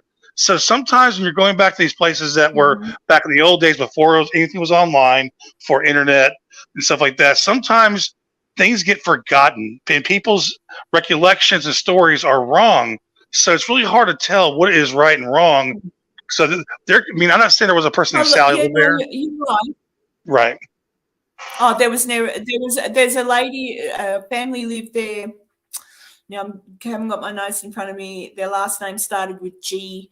They lived there for a few years with their little girl called Sally. And then they moved out. Another family moved in, but that's the only Sally that's ever lived in the house. And when this story came up from this Debbie person and the family whose dog got thrown against the wall and toys moved and blah, blah. I'm sorry. I just think blah, blah. When that story came up, the Sally name, they thought, oh, someone called Sally, but she was alive. That lady lived to be an old lady. So the people that passed away in the house itself were the fellow who built it, Michael Finney. So Michael built the house with his wife, Catherine. Michael passed away in the house. He was laid out in the house in the parlour and then taken away to be buried. A short time later, Catherine, his wife, her father passed away, Charlie. So he passed away in the house. He was laid out in the house. He was taken to be buried. And then she lost a baby too because she was pregnant when Michael died. So her baby was born, lived a year. It died in the house. That was a little boy. So they're 3 early on deaths in the house. And then later on, Agnes, Catherine and Michael's daughter, Agnes passed away there as an old lady. She died in the house, Agnes did. Her husband, Thomas, died in the house when he was young, when they were only been married not long, a few years, and he got really sick and passed away. He passed away in the house. There's times, there's evidence of all of that. So they did all pass. After that, so far as I can work out, no one else passed away. After Agnes, no one else died in the house. It was mainly Finney, Agnes's husband, and Finney's. Yeah. How do you know all this by heart? Because I love it. I mean, that's what I do when I research something. I just remember You read, because I'm enthralled. Wow, that's impressive. I'm enthralled with it, and the other thing is too. You know how they say. Now, I'm not saying this is not true, but I can't find any evidence of it. But the story that they say, they try to link the fact that Sally was a little girl who may have had had her appendix burst or something, and she was brought to the house to be fixed. The story, and I'm still looking into it, but the silly thing about that is Charles became a doctor, but Charles Finney, he was the doctor, right? He also became the mayor of Atchison. Charlie went away to school, so Louisville, Louisiana. He went away to school, so he wasn't learning to be a doctor and living in Atchison. He'd come home on holidays, but he wasn't a doctor yet. Right? When he came back, he built the house that's next door to the Sally house, the red brick one. So that was Dr. Charles Finney's home. That's where he lived. He did not practice out of the house. He had rooms in town. So if someone was brought to him in the middle of the night in whatever, it would have been the house next door, the red brick house. So that's what I'm saying. I'm not saying it's not true that happened, but if it did, it didn't happen in the Sally house. It had to have happened next door in Charles's house. And they owned that family owned most of the houses in that street. They owned the one on the other side of the Sally house that was built by James, the other brother. He only lived in that for a short time and he went away. Louisville. He went away to work, and that house was given to his mum, Catherine. And Catherine deeded that house to another lady who is also being linked to the Sally house, and I have no absolute freaking idea why. She just owned the house next door for a short time and moved away.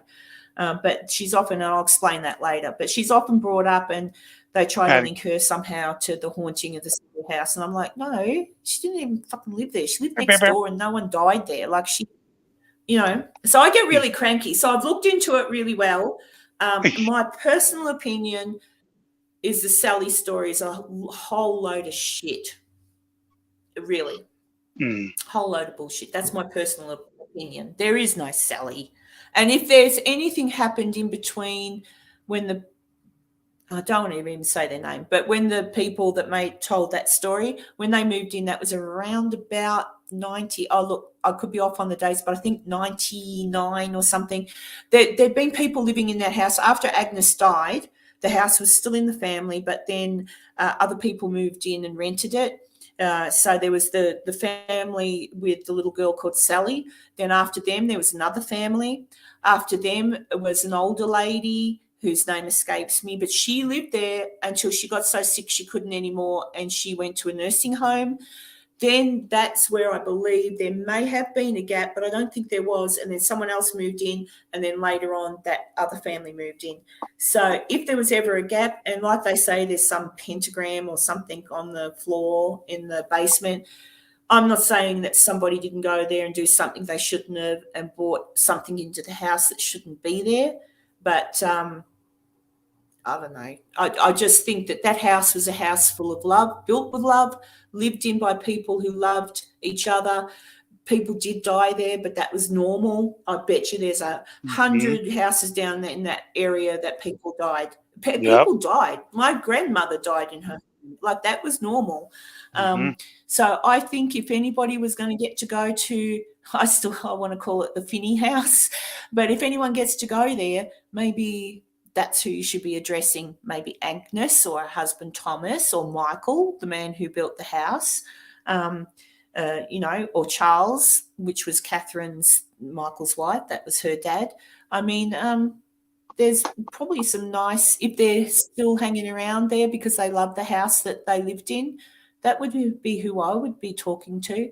I wouldn't be talking to some non-existent entity called Sally. I don't think there is one there. And I'm happy to be proven wrong, but that's my opinion. I think it's a whole load of crap. But yeah, you can put a link in if you want.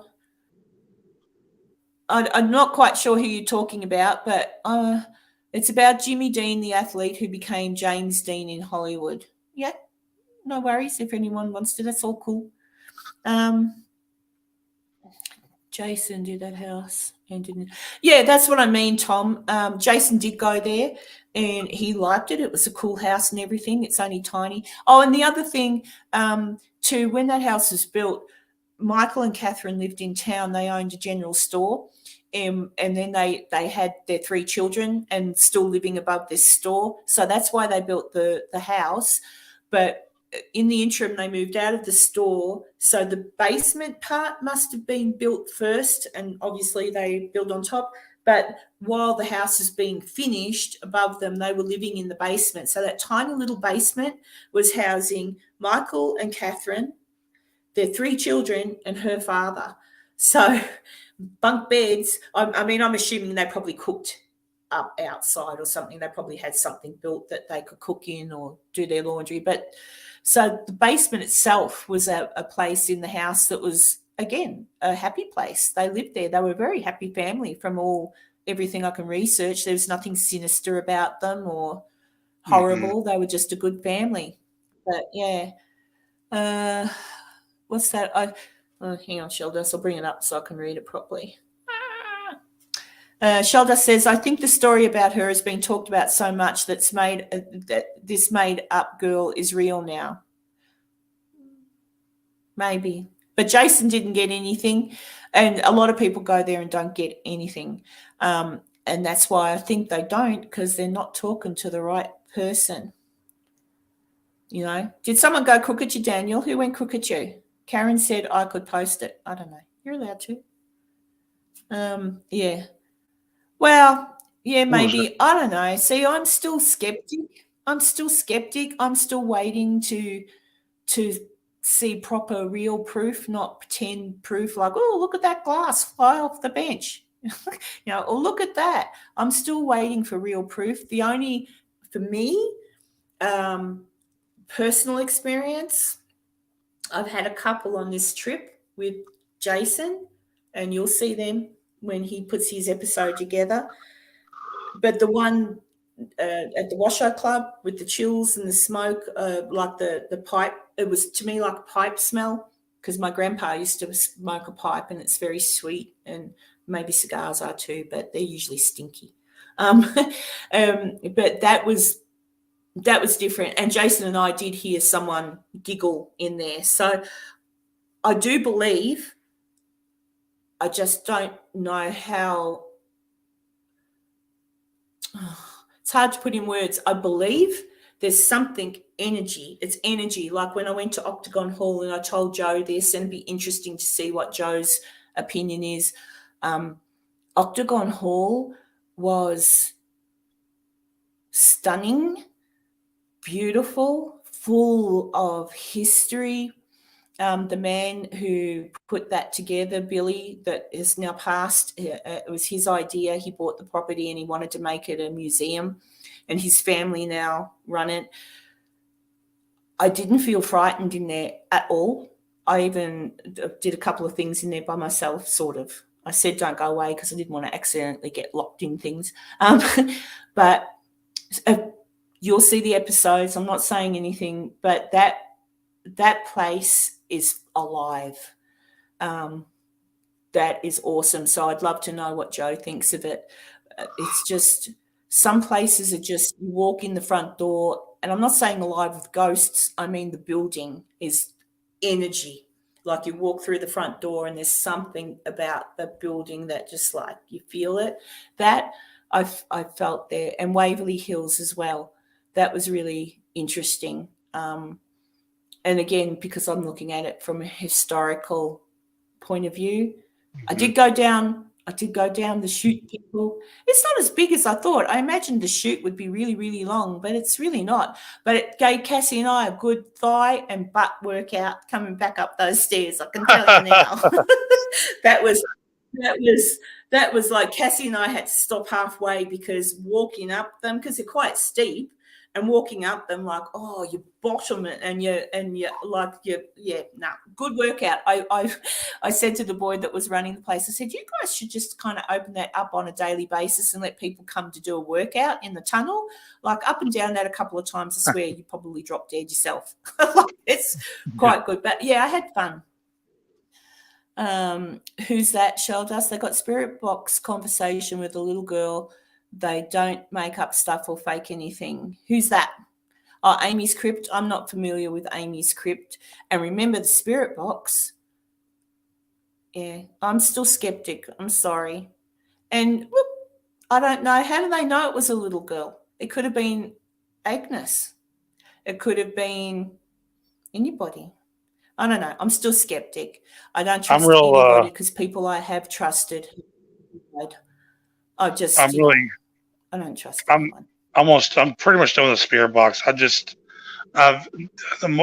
done research. But I started off as a huge. The first day I saw it, I was like, "This is dumb." But then, I started watching Haunted Side, and he was the first one I ever saw have a noise gate, and I was like, "This is so cool!" And the responses, blah blah blah. But then the more I looked into it, I'm like, why? Why can't? Okay, so I know people. I mean, I have people have different opinions on this, but like, okay, so like I put it on an AM channel with no antenna, right? It's just white noise. Why can't I just do a session with that one channel, and because nothing will come through? It's not until I change the station right? And that's well For that radio. yeah, because the spirits are communicating between the channels. That's bullshit. You're hearing stuff when you change it because you're just changing the fucking station, and it just kills me that we're sitting there talking to a radio, and A radio. they'll say, and I'm not. I know that I have heard some pretty cool responses, but it's like out of for me, it's like the lottery. You hear 1,000 things. There is going to be a certain percentage of those that are going to sound like words, and they sound like words. Why? Because it's people usually talking or singing, or some kind of program on these channels. Mm-hmm. For example, I put a video quite a while ago. David Sear, he had a great video where he was in a spirit box and he heard a child's voice, and he went back and found that on one of these channels, the AM channel, had like a program where it was a play. And one of the characters was a person that talked like this and blah, blah, blah, like Mickey Mouse. And that's what he was hearing. And it sounded like it was going, hello, but it wasn't. So, I don't know, man. Well, so far as the spirit box is concerned, I've got one and I used it. It depends how fast you're flicking through, because if you set it at the wrong speed, all right. So there's a lot of variances with it. Shell Dust is saying this Amy's crypt or whoever they are went there and got all this evidence. I'm not denying that they didn't, and I'm not saying they faked. What I'm saying is my opinion is very much like Crow's. We had it set on, like, we got nothing. It was all white noise. We had it on AM. And we were doing a spirit box, and there was just nothing, just shh, right? And so I said, well, why don't we put it to FM or something? And sure enough, as soon as we hit FM, like all these things, but it's very random, and I don't know. I mean, if they can, that to me, I just don't know. I don't put much faith in it. It's fun. And sometimes you can get, like, it's kind of eerie. But often too, if you watch people with the spirit box, it actually kind of, people will hear a word. So it might, and I've done it because I've done it with Jason, but people will make a conversation with the spirit box. So the people that are asking the questions, if you're in sense depth, so words will come out like, hello, and then you'll go, oh, hi, hey, what's your name? You very seldom get an answer to that, unless if you do, lucky. if you think you do, and then it'll be another. Yeah, well, and then there'll be, so you might say, hey, what's your name? And then nothing, and it'll say closer, and then you'll hear someone go, do you want us to come closer? Like, don't say that. Like, I don't know.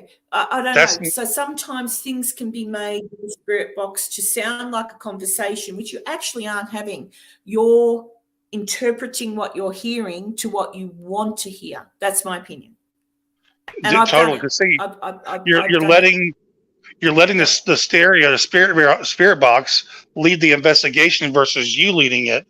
And also, this is how I proved it to myself, because I spent a lot of time on this subject. Okay, like, here's my thing: if a ghost can communicate through a radio, right? That's great, awesome. How come? Okay, if that was true, then as far as percentages go, if I put on an AM channel and just leave it there with white noise, there should be some kind of percentage where, but if it is real, then a spirit will talk through that channel sometimes. Sometimes. How come it's never? I have let the AM station on for hours and you'll hear zero. But it's only until you change it. So my thing is, if it's real, then why can't it come through there not even one time if you leave it on channel and go, that's not how it works? I'm like, it's bullshit, man. It's bullshit. Yeah. Yeah, and the Daniel said, what do we think about Nikola Tesla? Yeah, that was very interesting back in the day, Nikola Tesla's invention.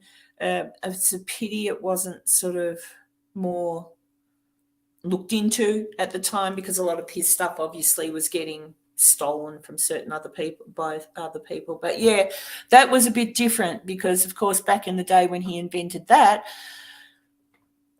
there wasn't anything like we have now with the AM/FM, stations.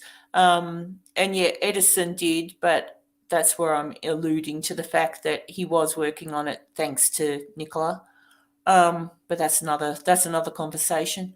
But the spirit box I've got, Tom said, "Oh, did you have it in airplane mode?" It's not on my phone. I've got a spirit box, like it's just a mini radio. So the ones that they have on the phone, like they're fun to use, and maybe sometimes things pop up that are relevant. But I think my personal opinion on them is they're fun to use.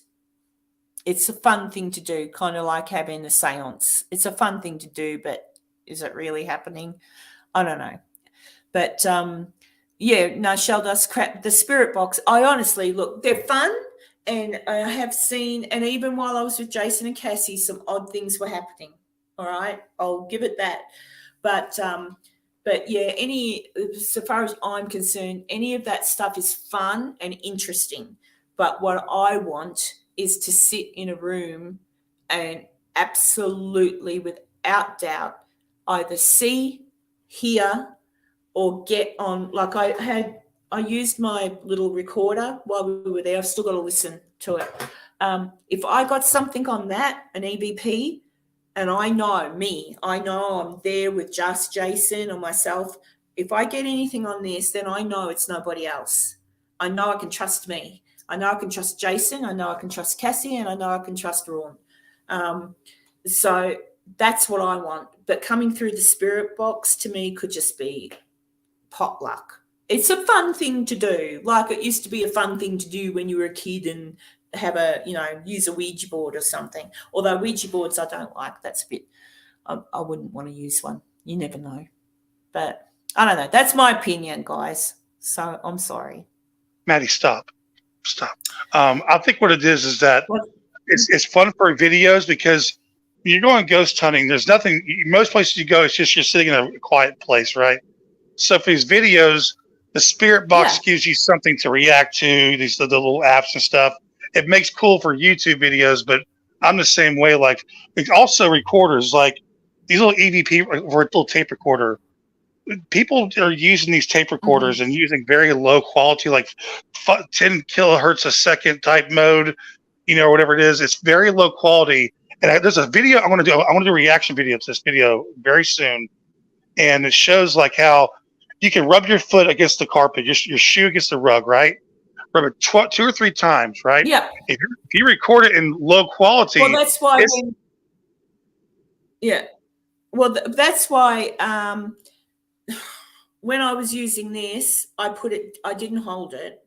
I put it down and then I turned it on. At no time was I holding it, so I knew it wasn't anything near it and stuff. I've listened to a bit of it, but you see people hold it in their hands, and Levy, I love him, but he's a good one for it. We'll move it around a little bit. He's getting better now. But yeah, so if you move it in your hand, a simple movement like that can sound like a voice. Well, it also depends on the quality, though. If the recorder you're using is very low quality, that rubbing is definitely going to sound like an EVP. Now, if it's a high quality recorder, like a Zoom H4n or whatever, or something or you can change your recorder to a higher quality setting, that same rubbing sound doesn't sound like an EVP anymore. So it really depends on the settings and what type of recorder you have as well. But you're right, though. Holding it in your hand is not good.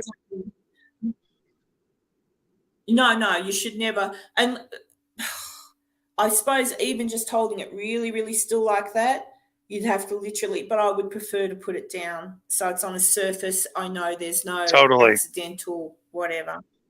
Totally. But yeah, like for me being along on this trip with Jason and Cassie and stuff, I saw Jason and I are similar, as in he doesn't really have all the tricks, and like I've got that and I've got a spirit box. We've got some cat balls. Cassie's got all the tricks in the book. She's got the REM pod and all that. And I won't talk about the REM pod because you'll see we did a really good debunk, if you want, on that. So Joe's absolutely spot on with that.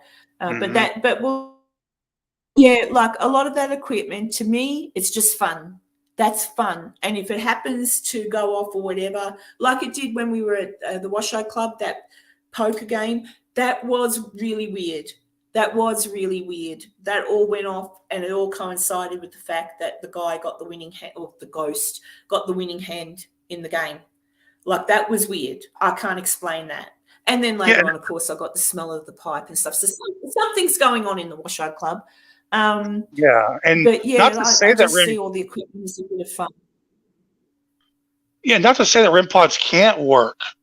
I just these videos where everybody's just sitting on REM pods and they're going off left and right. It's like that's cool and all, but like, how do you know when that's a ghost or something else? But like what y'all have happened to you, that's I would agree that was very.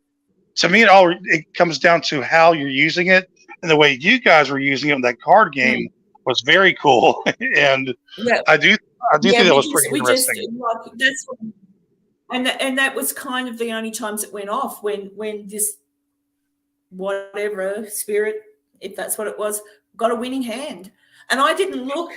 I don't know how to tell if it's a winning hand. I didn't look. I held those cards up, and if you watch that episode, I held the cards up and I say, well, whatever. And then everything lights up on the table and everyone goes, oh, that's a winning hand. And I'm like, well, that's weird.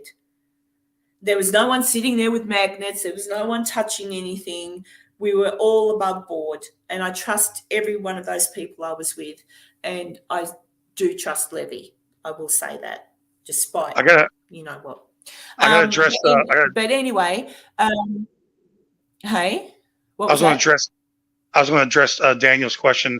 The DR60, dude. I would not use it. Yeah. I would not use it. I know Joe and Matt are using it, like in the new video. They caught some cool things on it, but dude, it's so. Again, the DR60 is that what I was talking about earlier. Is that it's so low quality. Anything sounds like an EVP. So he caught some cool stuff, but again, you can't trust it because it's so. I mean, you're talking like that thing is EVP. That's why people want it so bad. Look, well, I don't like the Zoom H4n because it's so. I'm like, yeah, because you don't like it because you literally can't make those fake EVPs with it. You know, like this, the DR60, man. I would not touch it. It's overhyped. And I don't know enough about it. I knew Crow could answer that question, so I didn't say anything. But yeah, look, and Raquel made a good point of the fact that when you're using an app on your phone, and she's 100% correct with this one, every app you put on your phone, depending upon what you're allowing it to access, will know where you are. They all know. It's a bit frightening, actually. You open up an app and it'll say, oh, you're in such and such. Or so it's the ones that you can put on your phone that, you know, those little apps that you're supposed to Spirit Talker or whatever it's got. I don't know. There's a thing that you can put on. Yeah, no, I wouldn't. They're just bullshit too. I haven't got any on my phone. I just think no. And they're all pre-populated with words anyway. That's part of the process of people making the app. So they're pre-populated anyway. So it's just going to randomly scoot through however many words are on that app. And how many times do you hear demon or devil? And I'm like, oh, for fuck's sake. Seriously? Or they'll say like, they'll say tired. Oh, are you tired? Don't do that. Don't do that. Like, you're just letting the app lead you. Like, hungry. Oh, are you hungry? No, it's a random word. Yeah. It doesn't mean anything. Very random. So, but look, if people go into, I've watched investigators and I've seen different people do things, and bless their cotton socks, they're having fun and they think it's real. And I don't mean that they're faking. I don't think they're faking. It's just that they're putting more worth in what that is than it's probably worth. I would go more me personally. That's why I love being with Jason and Cassie and Ron. It's more on the feel and atmosphere. You can feel it, Crow. You can feel it. You can feel when you're in a place that is as dead as a doornail and there's just no energy there and there's nothing happening. You can feel that. And the minute you enter a place that's full of energy, like Octagon Hall, it's a different feeling altogether. And you kind of know, like I said, it feels like the building's alive and ready to talk to you. Like, it's awesome. I would highly recommend, if there's anybody watching that investigates, that you go to Octagon Hall. It's just beautiful. And there's a little cemetery, a graveyard. It's got a lot of history. It's really cool. And even if you just like history of the South, awesome. Like, it's really cool. But yeah, I go with more. I've said this to Jason too. Like, we use the cameras and we use the Mr. Cheeseburger. We use the camera to document and maybe sometimes pick up little funny words here or there, and use the recorder because we've got one. But the camera picks up just as well. The point is that you can just be using your camera on your phone. It's got a pretty good microphone. So same thing, you don't need that. You don't really need anything other than what Jason takes in, to be quite honest, a phone that's pretty decent quality that can pick up sound, because the mic on it's really good. But yeah, that's what I go with, more the feel, what your body tells you. And all the rest of it is fun and games, and it might coincide with something.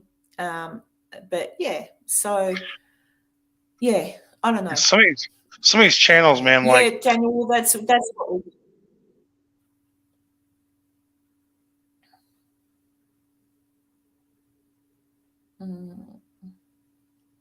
Yes, shell dust, they do. They repeat themselves. That's the point. That's why I don't bother with them.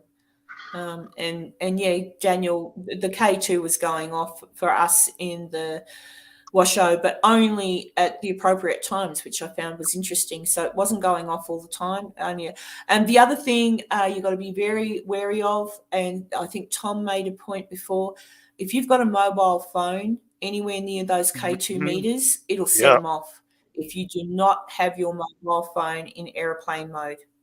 So I made that mistake. So that's how I learned. I thought I had it on airplane mode, but I'd forgotten, and I put my phone off to the side, but it was, the K2 kept going mental, like really mental, and we're like, oh my god, and we tried to debunk, and then I realized, and I thought, hang on a second, because it was coinciding. We looked over at my phone and little messages popped up, and we've gone, oh fuck. So I've gone over and got my phone, and yeah, sure enough, I had things turned off, but I forgot to put, and as soon as I put airplane mode off, that all stopped. So debunk, like, that's what it was. So you've got to be so careful, because if people walk in and have got their internet data turned on and don't have the airplane mode on, you're going to think you're getting K2 responses when you're absolutely not. It's your phone. Your phone dings because you get a message or an email pops up or something happens and the K2 goes off. It's really weird, but it doesn't. So, and the same with the REM pod. You've got to be careful what's around you, because anyone who uses a CB radio or anything like that, boom, off goes the REM pod. So, and Joe's already made that point anyway. So, oh, hey, Matt. Yeah, why not? I mean, I'm already spending a fortune on data. Should we let Matt in, Crow, or should we tell him to go away? Sure. We'll let him in for a minute. Let's see. Oh, hang on, Matt. I'll just send you the link. Give me a sec. Oh, I can't see the chat right now because I'm going into Messenger to, if it wants to open up. I hope my internet doesn't give out. I don't mind paying a fair bit for the internet usage tonight because I'm having fun. It's just taking a while. I don't know why. Give me a second. Can you still hear me, Crow? Yeah. Oh. Hey, Crow, have you got the link? Can you send it to Matt? Because my message is taking ages to load up. Okay, cool. Gotcha. If you could do that for me, please. Sorry, it's just, yeah. Oh, that's my excuse. That's my excuse, so Matt can't come in. No, Matt's all right. Yeah. I don't know. You still going? Going where? What did I miss?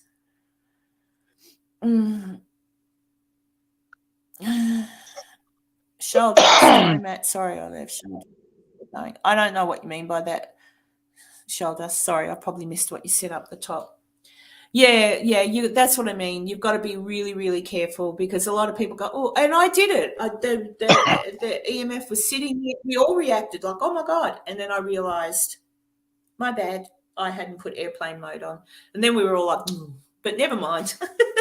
It was all good. But yeah, so the equipment's, to me, the equipment makes it kind of fun. It's like if things are boring, and trust me, all of those places, with the exception of Octagon Hall, no time did I find that place boring. I found it wonderful and exciting and not scary.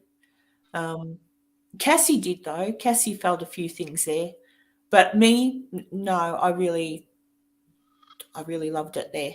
But yeah, but so far as the other bits and pieces, like using their EMF and stuff, it's interesting. And I got myself a little Boo Bear, which is just an EMF thing, but I just wanted one. I gave one to Cassie as well. So she's got a Boo Bear now too. Is that what you call them, Crow? A Boo Bear? Yep. You know, the little ones that light up, the teddy bears? Yeah, something like that. Yeah, but I've got one. So yeah. Did you see it's packed away in a suitcase, so I'm not going to get it out. But did you see my doll, my little I did. Oh, she's not little.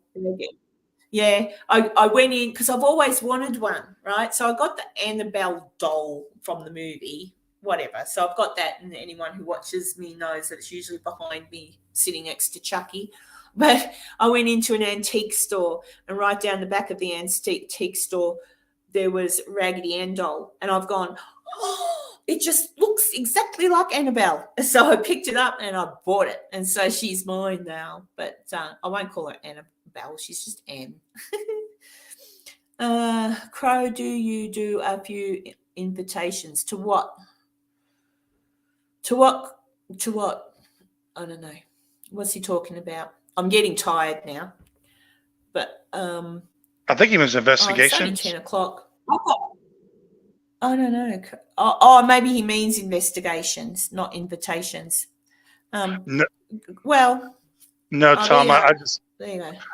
Just besides debunking and just watching a shitload of paranormal, that's my. I don't really have any. I've messed around with some stuff at my house, but nothing major. I would like to go though. I'd definitely like to go one day. Why, hello, everyone. Yeah, can I just ask everyone in chat, is anything breaking up in this tier? I'm fine. I seem to be going okay. Oh my God, 2 hours. It's going to cost me a fortune in data because I'm not connected to the internet here. It's shit. So I'm on my phone data. Roaming, which costs me $10 for every 1 megabyte or something. Oh, shit, Karen. Yeah. I'll get a big bill. That's not add up. I'll get a big bill when I go home. Hello, everyone in the chat. But everyone can hear everybody okay? Yeah. What's that, Matt? I just said hello, everyone's in the chat. No sexy talk, thanks, guys. Matthew and Helena, no sexy talk, thank you. This isn't a sexathon here. Oh, you damn. guys can do that later. Yeah, it's all like that. Yeah, so have you been watching that, or you just saw I was on? Oh, yeah, we were watching a little bit. Yes, I know. Well, let's see. I just got a message from my data character. I'll see what it says. I'll have a heart attack in a second, all right? Heart attack. Let's see. What does Telstra tell me? Oh, that's not too bad. It says we estimate you have used 85% of your 1.00 gigabyte. So a gigabyte's okay, isn't it? Yeah. And it's telling me it's going to charge me. That's okay. I'll just talk until I get the 100% because it renews tomorrow, so it's all good. So what have you been doing, Matt? Matthew, what have you been doing, Matthew? Oh, my gosh. So... Yeah, I don't need to know that. I'm just talking about investigating and stuff. Jesus, Karen.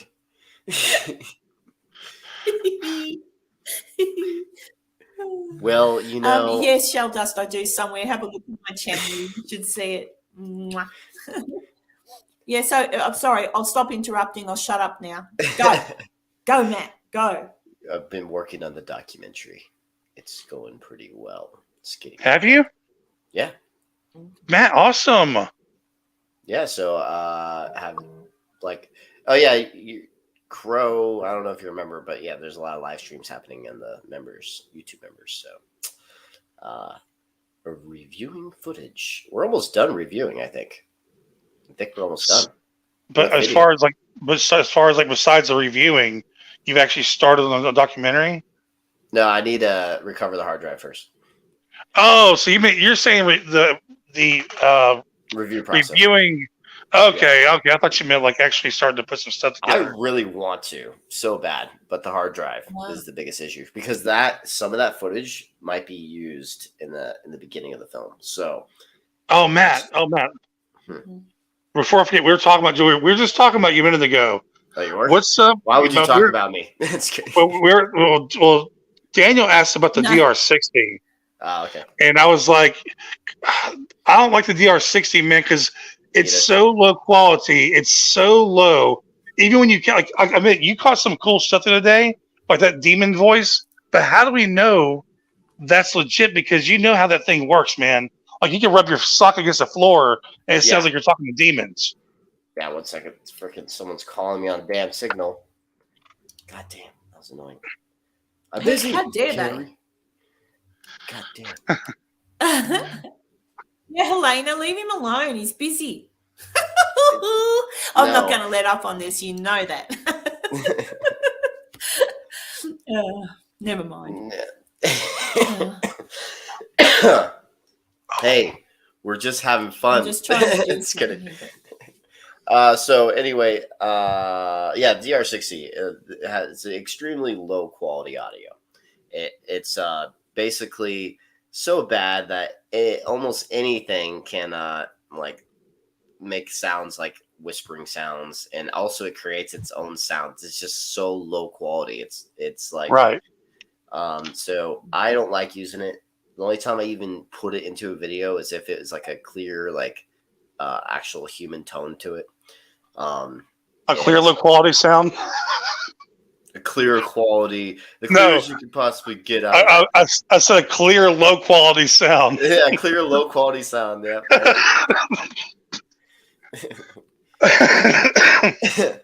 Elena says it's not me this time. Yeah. So anyway, the DR60, I'm not a fan. It has a lot of issues. Basically, I hear it make the same sounds over and over and over again on all these YouTube channels. There has to be something wrong with it, huh? Wow. So, yeah, it's nothing unique about these sounds that come forth. So, yeah. Yeah.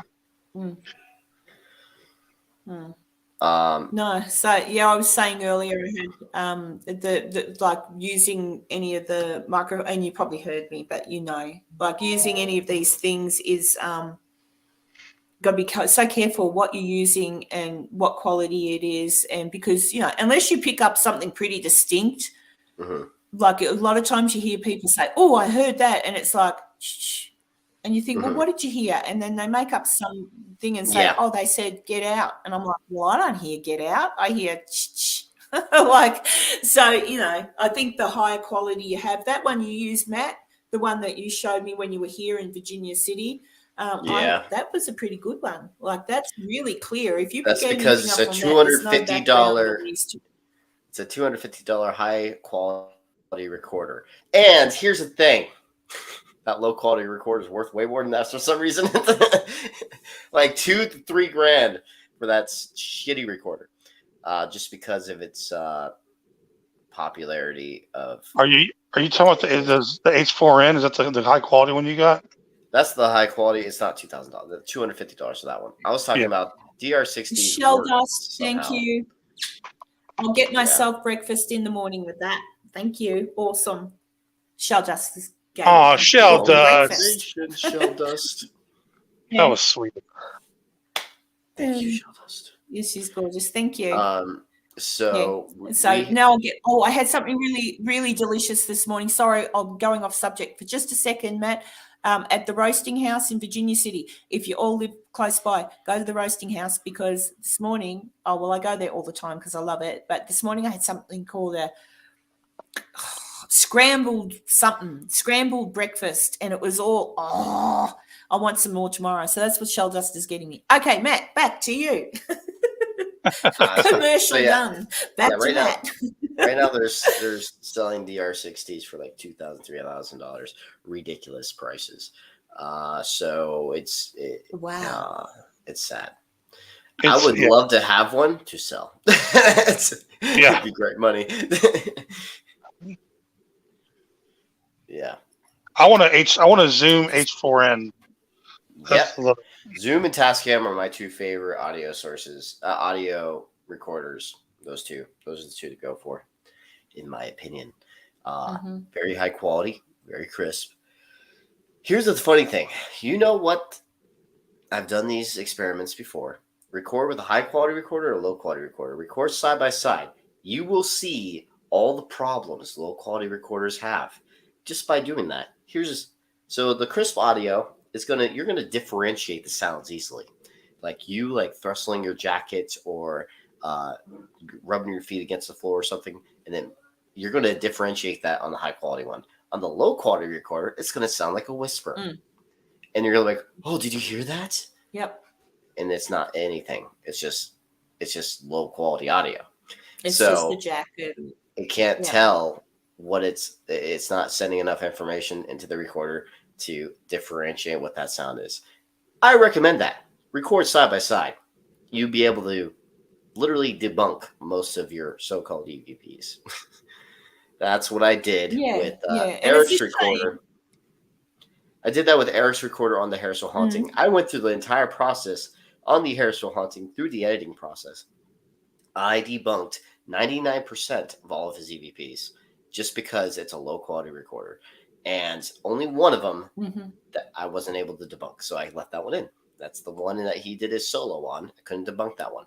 The rest, I debunked. Yep. And that's why I'm not a fan of low-quality recorders, because of that reason. A lot of pareidolia from low-quality recorders. So, yeah. That's what I want, too. The Zoom one. Zoom H4n. Yeah, Karen, you're in Virginia City. I'm going there soon, too, with Matt. Yeah, she's going to Virginia City with me very soon. Who's coming to Virginia City? Helena. Oh, hey, Drew. That's Drew in the chat is a lovely boy from Australia, from it's an Aussie. He does. Drew, he's an Aussie. He's more like urbex. You know, he goes to places and looks at old houses and stuff. Where did you go, Crow? Come back. Probably is it. But he's awesome. No, he just doesn't like me. Love you, Drew. Yeah, Crow hates me. That's kidding. It's kidding. Well, I'm sorry. My signal went out for a minute. Yeah. I was joking. Right. Yeah, us Aussies are pretty good. Drew's I'm going to embarrass you, Drew. So Drew's a good-looking boy, okay? And one night he was on, I think, Heather's live, and she's saying, come on. So he'd gone to have a shower, and he come back, and he came on, but you didn't see anything. I mean, but he was sort of laying on his bed with the phone just talking, but he just had the towel. Hi, Tanya. He just had the towel wrapped around. And I said something to him, and I said, making me a bit hot there. And he goes, I used to do dancing, go dance for ladies for money. And I went, cool. I said, well, when I come to Adelaide, he can dance for me. I'll throw him some dollars. Sorry, Drew. But yeah, no man's safe, unfortunately, for me now. Oh, I don't mean like that. I just mean I'll make it because I'm old enough. I can make. Yeah, I don't mean no man's safe. Hi, Tanya, I love you. No, they're in her basement right now. Go ahead. Just kidding. Lucky I don't have a basement.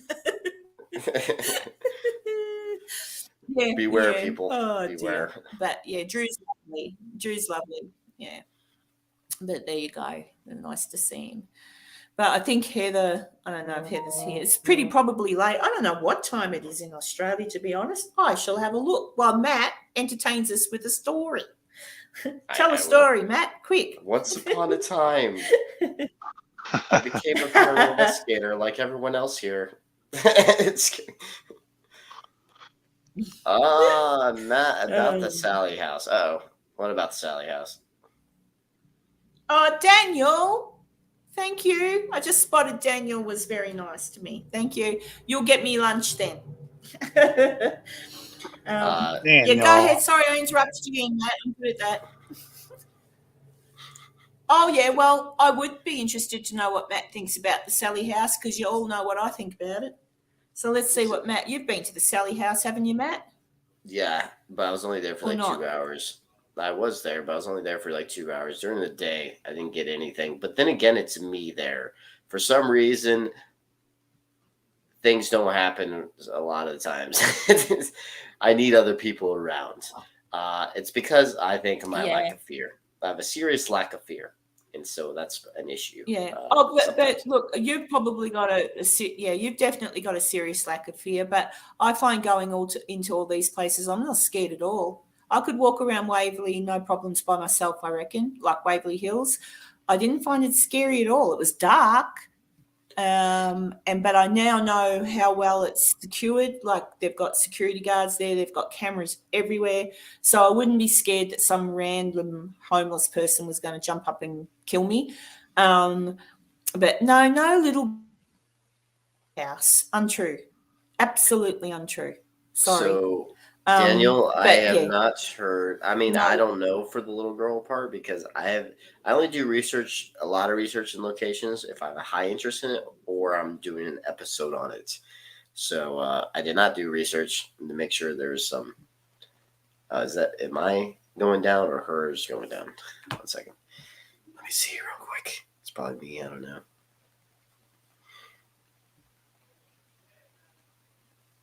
Oh. Uh-oh. Hold my phone up. Am I back? And it might stay there. Just no, probably back. Dropped out. Did I drop out? Yeah, there he is. He's back. Oh, yeah, mine's dropping out, so it could be causing a problem. Because in case I haven't told everybody, in case you don't know, there's the internet here in Virginia City is really bad. Oh yeah, it's not good. I know. Yeah, Virginia City is my favorite haunted town. I love Virginia City. I can't wait to go back. I know, Daniel. I know Jason has, and as Matt said, he's been there and nothing happened to him. I sometimes wonder, Matt, if it's a fact that because we're not frightened, that is what I think. I think when someone goes into a place and they're a bit frightened, right? They're a bit on edge because they've heard stories. I believe that that's why they jump at the littlest things and maybe make more out of what happened than happened. Does that make sense? Like they might hear a noise, the place felt so dark and whatever.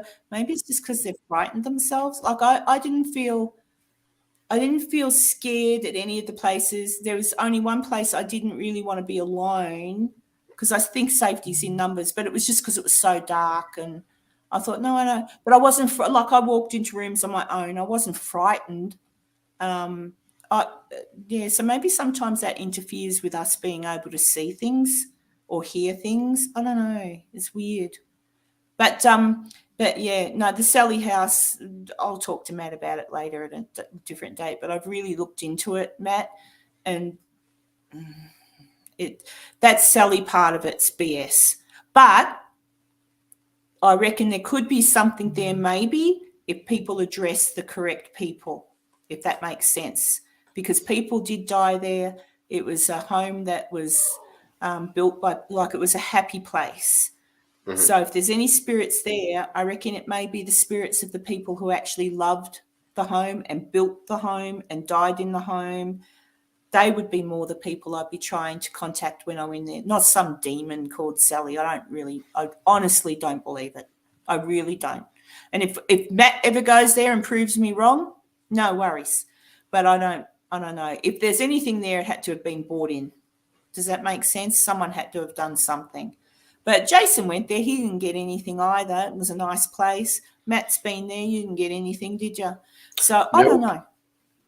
No. You know, so maybe they if even anyone claim it goes to through be like this a stuff- demon. They even claim it to be a demon, and I'm like, I Yeah, didn't I feel don't anything think there, so. and I was like totally messing with it. It's probably disrespectful what I was doing. Yeah.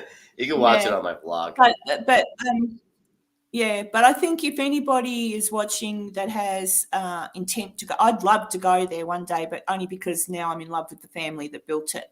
I'm obsessed, really. Thank you, Tanya. But if anyone ever does get to go to the Sally house, don't ask, is Sally here? She's not there. There's no Sally there. Ask for Agnes, Michael, Thomas, Charles. Ask for them because they were the people who lived there, loved there, and died in that house. So that's who you should ask for, okay? And maybe then, with respect, and talk to them with respect, you might actually get something. If anyone's going to be there, I reckon it might be Agnes because she lived there. She lived out her life there, and her husband died in that house. She never remarried after he died. So if anyone's going to be there, I reckon it's Agnes. So if you ever get a chance to go back there, Matt, go respectfully and talk to the Finneys, that was their last name, and see what you get. You might get something if you approach it, because I really don't think there's a demon there. I really don't think It's a demon. it's just a load of, it's sad. Everything's really. a demon. But yeah. Everything's a demon. Every house is haunted. Next Everything, song for Crow. every bump in the night. Next song for Yeah, Crow. well, is I complaining don't know. about Crow's everything's a just demon. watching it, so I reckon. Yeah, everything's a demon. Yeah, I don't know. Oh my But gosh, yeah, damn I cat don't know. ears. I don't have super chat, Tom, because I don't have enough followers, and that's okay. I don't need. I'm happy that you all are still sitting here watching us talk about stuff and letting me go crook about things I think are bullshit. And I really do. I just get really. Anything that normally comes out of my mouth, I've researched pretty well. So if I say something, I'm pretty sure I'm right, but I'm always happy to be proven wrong. Like if someone says, "Oh no, Karen, but look at this." Oh, okay then whatever, however I got it, information must have been roundabout. Do you know what I mean? So I'm happy to be told, no, that's wrong and here's why. But usually I'm a bit of a Karen when I start talking about something that I'm passionate about and I've researched. Living up to your and I think name. you're I'm just kidding. Yeah, I'm joking. my name. Watch out. I'm joking. Yeah. Oh my gosh. Yeah, no. The chat. What are they saying? Matthew, Cookie Kitty, Benton. Look, all right. Send him a sexting thing, would you? Enough I hear on my chat. Oh my god. That would be some weird ones. Oh, do you remember that old joke? Sorry, something Helena just said then reminded me of this old joke. How does a French woman hold her liqueur? By the ears. You get it? Do you get it? Oh, yeah. You get it, don't you, Crow? Mm-hmm. Oh, yeah. Yeah. That'd probably work the same way. Oh, no, it wouldn't work the same way for a French man. That'd be different. That's not sexting, says Helena. Don't show me what is. Yeah. Yeah, it's all right. Oh dear. Oh, this is fun. I've had such fun here. Hey, I'm going to look into it. I'm going. Yeah, liqueur. Yeah, liqueur. Yeah. Yeah. How does she hold? I'm not going to repeat the joke, Tanya. You know what I mean. What was I thought she was talking about something else. Oh yeah, I found out about a new place. I found out about a new place in Virginia City, Matt. So when I find out more about it, because nobody knows about it, only I do, and I'm going to see if I can find out how to. It's awesome. If I can find the man who owns the building, if he's in town, I'll go and talk to him and I'll ask him what he thinks about letting people into it. That's all I can say. I'm not going to ruin it. But if it's true, if what I've heard is real, Who's an angel? Oh, I'm an angel. I said she's all right. She's not always an angel, but most of the time. Okay, that's enough, Matthew. Fair dinkum. No, I don't want to go into the cigar bar. I know the cigar bar's there because it's next door to the roasting house, I think. But no, because it'll be all stinky. I don't like cigar smoke. Who's not listening to me, Raquel? Oh, Matthew. Yeah, no. I am listening. I have been listening. So you found a building at the Virginia City that someone has access to? No one has access to it.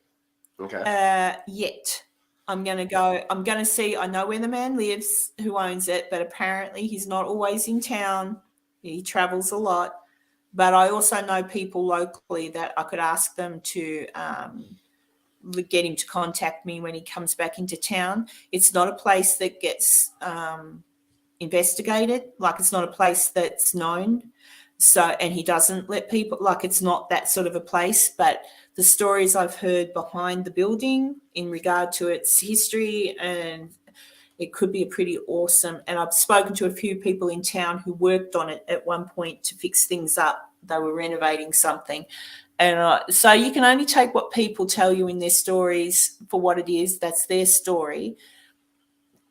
Okay. Could be elaborating, could be bullshit. But when I found out what the building is and its history, I thought, interesting. So I'll find out more and I'll let you know what I can find out. But because I can't get back I'm going to there this July. I'm going there this July. I'll see what I can. Okay, yeah, I'll see what I can. I'll see what I can sort for. I'll see what I can sort out for you. Yeah, but, Helena and I are going there in July. So. Oh, Tanya. Yeah, I'm not telling anybody what the building is because it. Yeah, no, no, Daniel, no, it's not. But yeah, so I'll find out more first and see what I can find out, because the person may not want to let anyone go through. There's quite a few people in town I've heard have got buildings that are so-called haunted who do not let anyone come through them. So be interesting. Yes, I do, Daniel. I do know Julia. I even went to the corner of where she used to live. Her house isn't there anymore, obviously. It's just like a little parking lot of the thing. But, yeah, I went there. I just walked past. I didn't try and investigate. But, yeah, because Julia was murdered. You know who Julia is, don't you, Matt? In Virginia City, the prostitute that was murdered. Matt, the one in the Silver Queen or the one at Julia Bulett, she was a madam and she got murdered in her home by she got murdered. So but yes, I know who she is. Crow's quiet because he's just listening. He likes to watch. No, I got stuff going in the background. I wanted to see y'all interrupt y'all stuff. I got cats and dishes going. Yeah, there's a lot going on at Crow's house. So that's why he's quiet. And all I'll say is I have been privy to seeing Crow in person. And he's a good-looking man, guys. He's pretty handsome. Yeah, we have to do a video call with Karen, Jason, and Ron. Yep, when they were all together. It was a little awkward for me, but it was very cool. And they were drunk. It was a bit awkward for you because we were all. Was that when we were in the? Well, oh, hang on. Yeah, no, I remember. Don't tell anyone about that one. But yeah, there was a couple of calls from the jacuzzi, and there were a couple of calls from hotel rooms. It was pretty. Poor old Crow copped it. But then, yeah, when we were in the jacuzzi, he actually honoured us with his presence, and I went, Crow, and he's like, what? And I said, you're awesome. Like, he's handsome. He's a good-looking man. You've seen him, haven't you, Matt? She wanted me. Wait, what did you say, Karen? I did. She wanted me. Have you seen Crow? Have you seen Crow in person? His face? Yes. Yes. Have you, Matt? Yes. Because you accidentally. Oh yeah. Oh dear. Yeah, I've heard that rumor, Daniel. I've spoken to a few people in town, but that rumor hasn't been verified. They do. It is believed that she was buried up where they say she was, but there's a little bit of questions about that as well. My friend Taylor here knows heaps. She actually works for the Sutro Tunnel and the 4th Ward School, so she's a journalist and a historian. So I'm seeing her on Saturday. I'm going to talk to her a little bit more about things. But that's why I'm told you people. I'm here.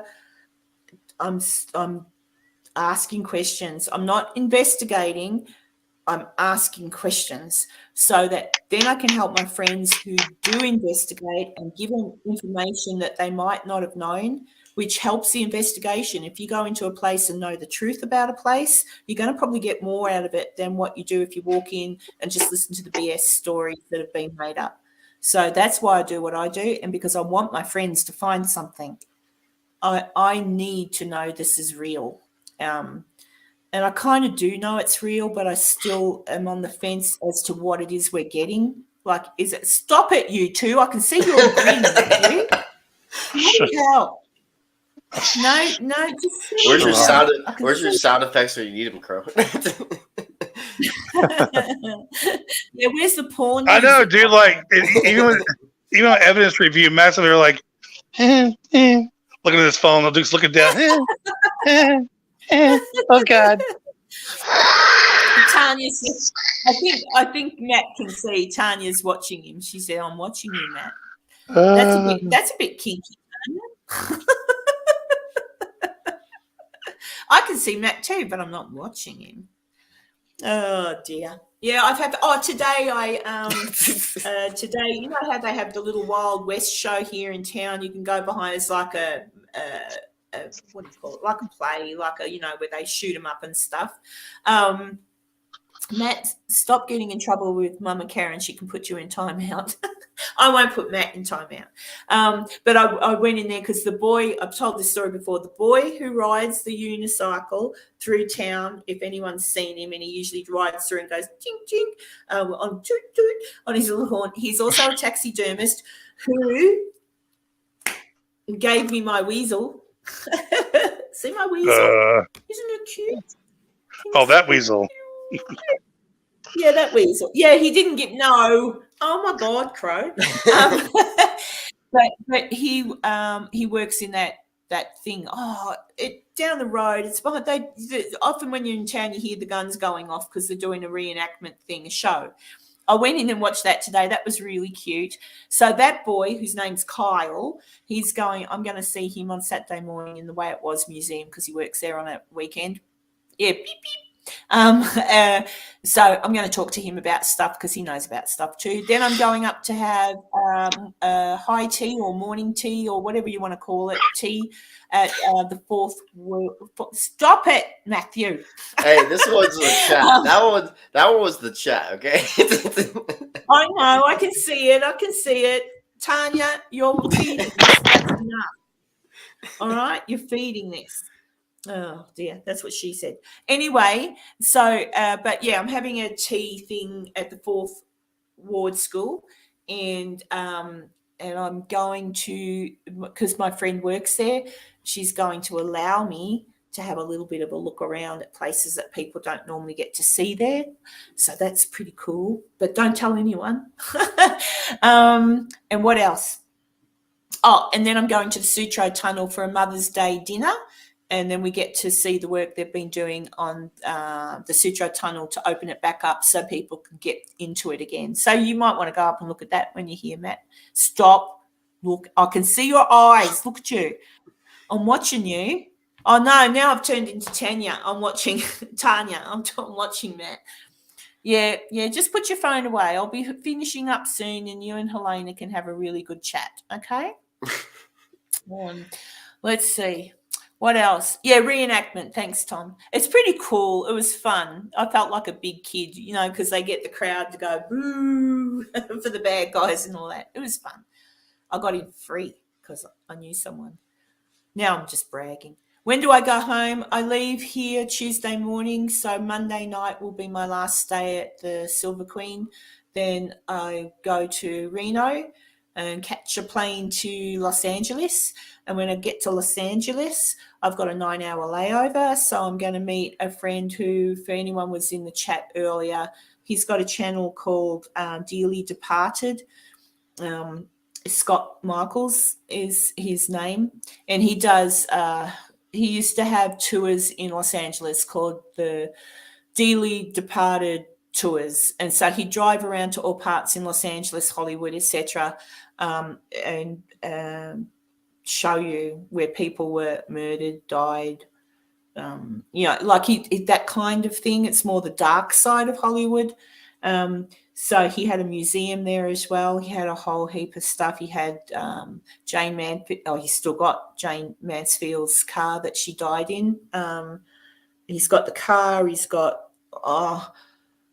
tons of stuff. You need to go to his channel. It's called Dearly Departed, and he's got tons of artifacts from movie stars, and that's where I got all of my stuff that I've got. Like the piece of wood from the tree that killed Paul Walker. Well, the tree didn't, but piece of that. I've got a piece of the stone or brick from Sharon Tate's fireplace that was in the house when they were murdered.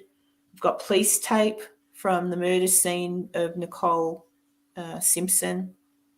I've got tons of weird stuff. He's really awesome. So he's going to pick me up. I said to him not to come to the airport because I looked at maps. Has anyone ever been to Los Angeles? I looked at the road maps for that to get to the airport to LAX.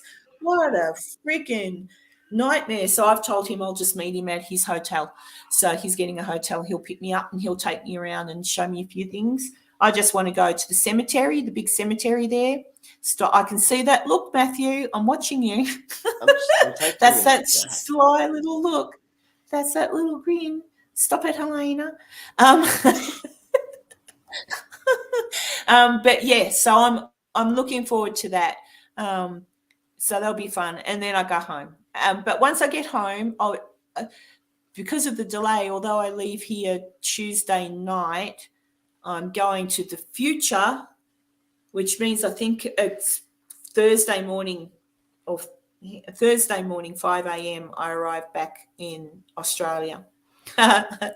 All right, Helena, I'll believe you. But yeah, so once I get back and adjust to the time and stuff, I'll probably come on again and do a live and let you know how I went with Scott and what I saw. But I'll start going through all of my stuff then and putting little things there.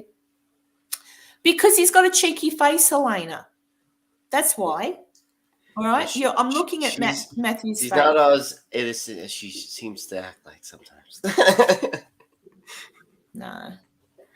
Yeah, that's why I'm not driving there, Sheldust, and that's why Scott's going to be the driver. So I'm very happy about that. But I love that Crow was worried he might be a serial killer. How do you know him? So, yeah, it's okay. He's not a serial killer. He's a really nice man. So, yeah, so if you haven't, just go check out his channel. If you like that kind of thing, he talks about all sorts of stuff. It's really interesting. Hello, Debbie. So it's pretty cool. Hello, everyone. Diabolical Debbie. But, yeah. Hello, Sean. So, anyway, I'll let you talk for a minute if you like, Matthew.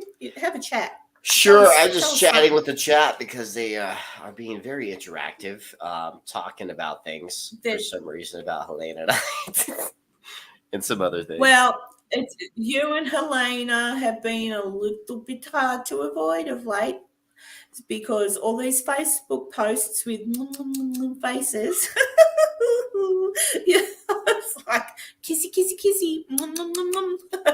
So we know, just in case you don't know, everyone knows. What? Okay? I'm just kidding. It's how? Yeah, everyone. Just kidding. I don't know how. I mean, it was kept so top secret. But totally secret. How did you guys find out? I don't know. It was just random. So what have you got? So apart from looking at all your footage and etc. from your latest investigation, what else are you up to? You still at work? You back on base? Yeah, or home at mum and dad's? Or mum's, not dad's. I'm on base. Oh, there you go. Yeah. Well, say hello to your little cowboy hat, bare-shirted little fella that gone. sleeps behind you. He's gone. I have a new roommate. Oh. Does he take his shirt off and walk behind you with a cowboy hat on? No. That was funny that night. I can't remember when that was, but every now and then Matt was talking to us on the live. I don't know if Crow saw it, but there was Matt's roommate would walk past him and he was shirtless, and then he'd walk past the other way and he had on a cowboy hat. And it was just really funny. I kept making little Indian. Well, I'm old and desperate, so I'll make little innuendos. It was funny. So now I'm just disappointed he's got a roommate who doesn't walk behind him shirtless with a cowboy hat on. Oh, all right, I'll behave myself. I always do, whether I want to or not. Damn, Debbie. What's that? You against us? Jeez. Sorry. No. Dump him. Oh. Well, anyway, let's see. That's I me. will behave myself. I will. Guys, I gotta get off here. You okay? Yeah, look. Yeah, I'm good. Do you know what's the matter, Crow? Do you still love me? Oh, totally. No, I slept half my. I was up like 2.5, well, at least 2 days, and so I slept all weird today, and I've got a few things to do. So, well, remember, you are handsome. He is, girls. You just thank wait. you. One day he might reveal himself. He's got the most beautiful eyes. But anyway, I'm sorry. Sorry, Mandy. What was I going to say, Crow? Trying to lift some weights again. Wait, what? Trying to lift some. I'm just been lifting some weights again. I like it. Look, Crow, you'll be fine. You're a good-looking man. I've got nothing to worry about. And I've seen his guns. I've seen the tattoos. Crow, let me know when Elvis' present arrives. Let me know. Okay. Jason sent it day before yesterday. I don't know how he sent it, whether it was express or what. But let me know when you get it. Send me a picture and yeah. Cool. I hope he has a shipping. If he has a shipping thing, I can track it because our shipping's kind of weird around here sometimes. Oh, all right. Well, hopefully I'll put the correct address that you gave me and everything, and I gave that to Jason, so I know he's trustworthy. He would have posted it. But you can ask him. He probably did get a tracking number. He'd be asleep now, so don't ask him now. No. Don't ask him now. All right. I love you, Crow, and I'll talk to you later for sure. I'll probably annoy you tomorrow. Okay, guys. I really appreciate it, and I'll talk to y'all later. See you. Love you. Crow. Later, bro. Later, Karen. Bye, in chat. Love y'all. Bye. Bye. Elvis has left the building. Sorry. Elvis has left the building. I just got to say the song that Crow and Joe I was working on right now. Actually, it's finished. It's just the music video. Oh, it's finished? Right now. Yeah, it's the music video now. And it's good.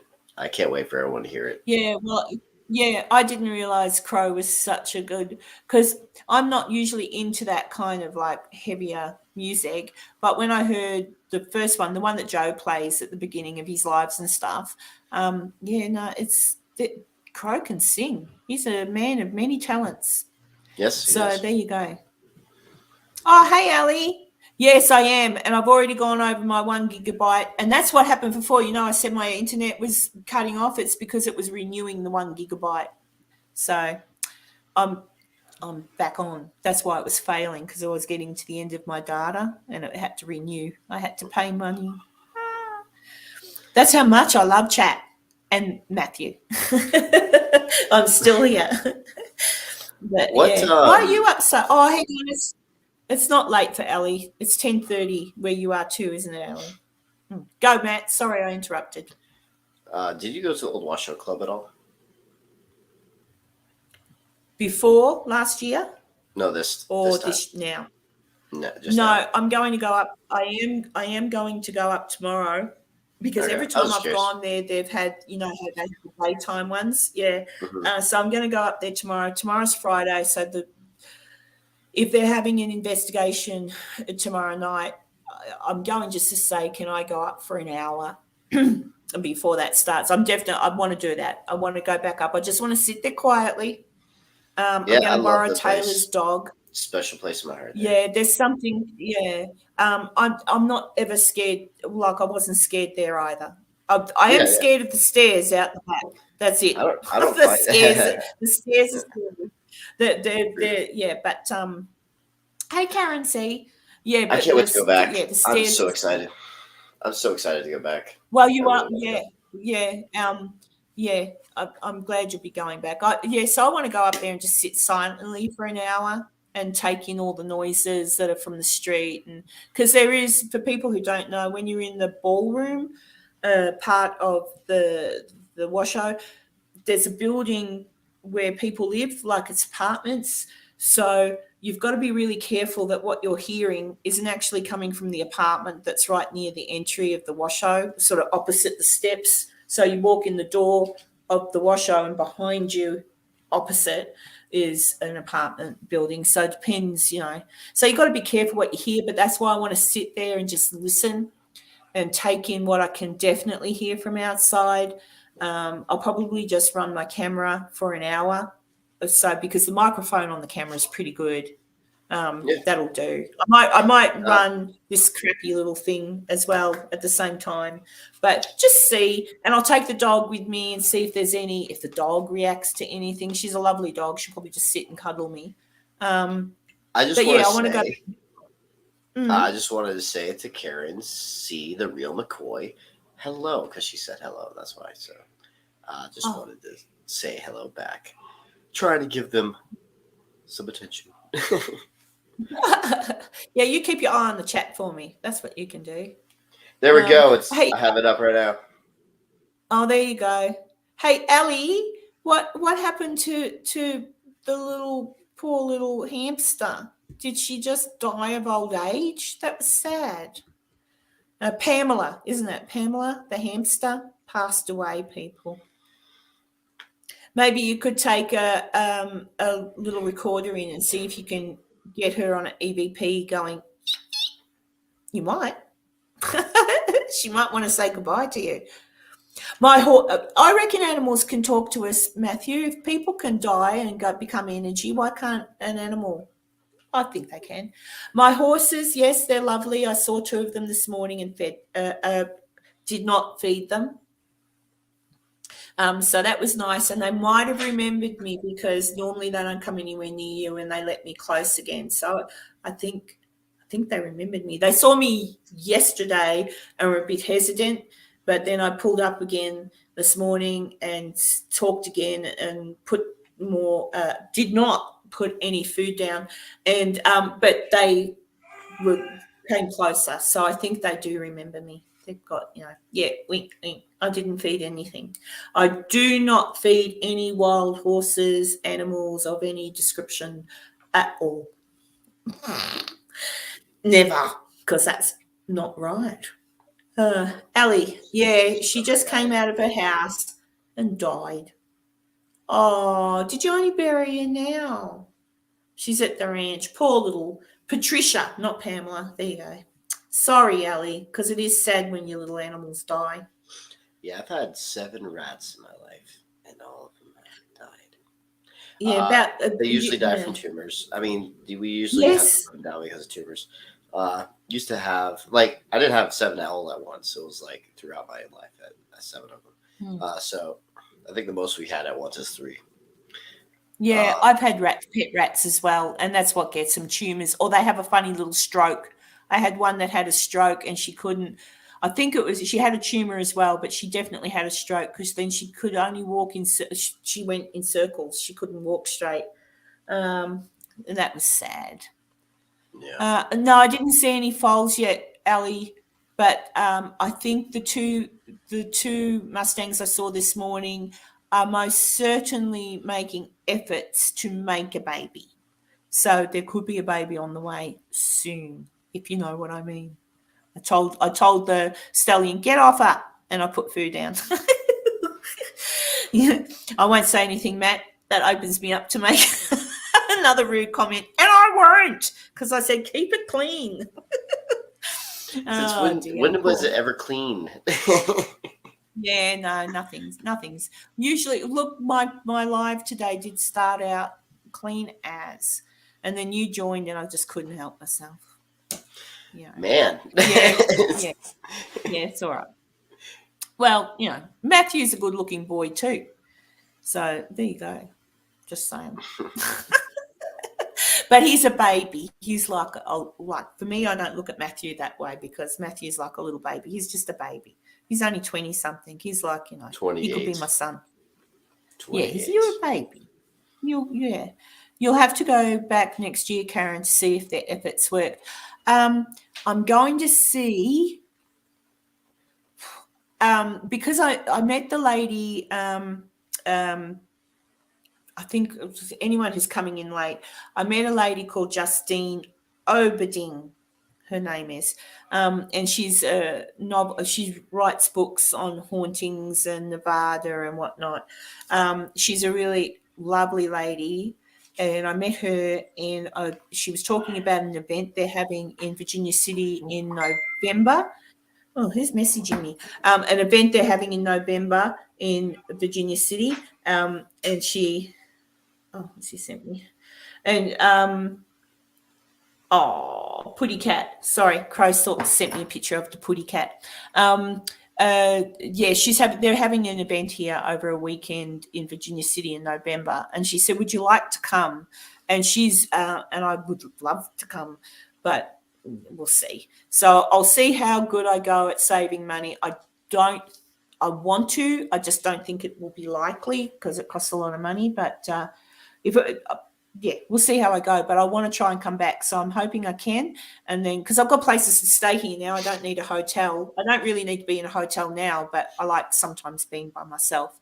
And besides, the hotel doesn't cost anything anyway. It's pretty cheap here at Silver Queen.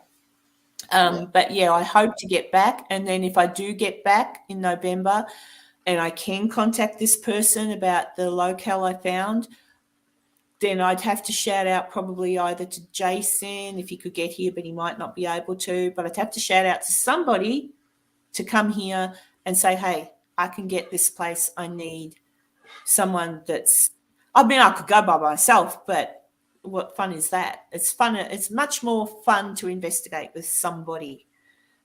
So we'll see what can happen. But if not, I'm going to try and make this an annual trip to Virginia City. I love it that much. I wish I lived here. Oh, it's Joe on a live. Yeah, he wouldn't know. I didn't intend to be on this. Yeah, I went live too when he was live. Go. We're all just going to go live when he's live. Just kidding. For me, it was more because...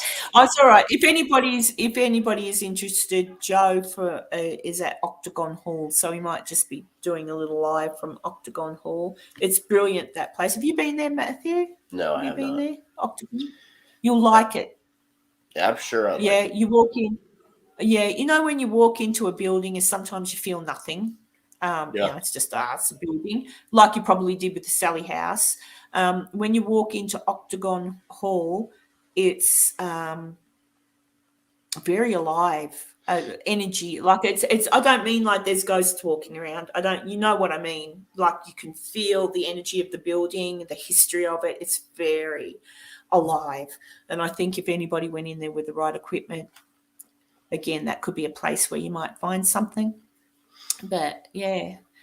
Hey guys, I might have to wind this up in a minute, only because I'm watching Matthew yawn. And that's not helping me because I'm also tired. I only sleep 4 hours every night. I'll tell you what happened to me last night, Matthew, because I told everybody else. I don't think it was anything. It was just coincidence, all right?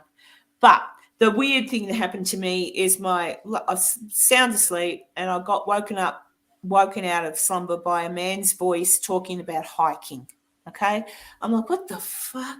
And I'm like, where's that coming from? And my window was open and I thought maybe it's someone down on the street talking, but geez, so I'm half asleep. Then I realized it was coming from my phone. So I picked up my phone and trying to open the screen and I couldn't see what it was. And then I'm like, so I clicked on, it was a YouTube video. a random YouTube video about someone going hiking. And I'm like, what? Like, I wasn't looking at any of that shit. YouTube on my phone was shut. The app was shut. So I don't know what that was. And I turned it off and I'm like, oh my God. And I tried to go back to sleep. And as I went to go back to sleep, the bedhead, that bedhead, I was there and I felt like somebody sat down and leant against the bedhead. Like that's how it went on that corner, like not where I was.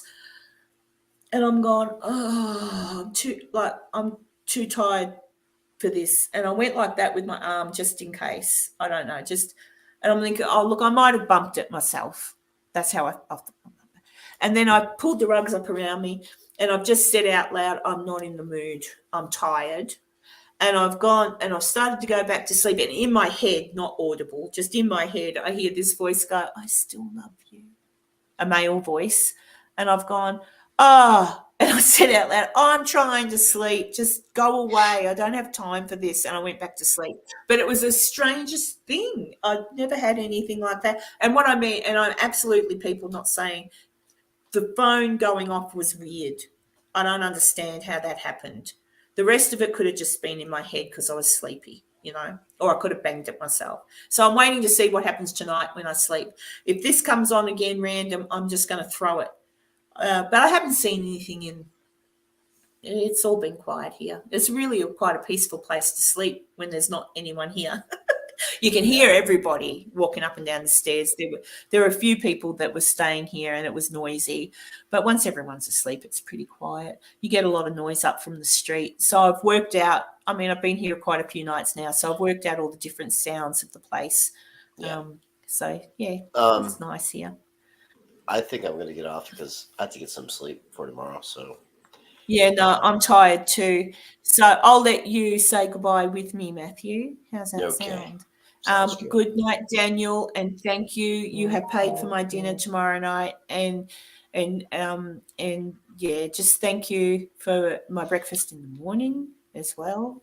And thank you to everybody who joined in. And sorry we're stepping out, but it's 10:30. It's nearly 11 p.m. in on the West Coast. I don't know. What time is it for you, Matthew? Are you on this side too? Is it nearly 11? It's 22:48. So yeah, almost 11. Yeah, you're the same time as me. But yeah, we're tired. But I'll be, as I say, I'll be doing a lot. I'm trying to see. Thank you, Tanya. I'm trying to find out a whole heap of stuff so that next time I catch up in a live and I put something together, I can at least help you all figure out fact from fiction.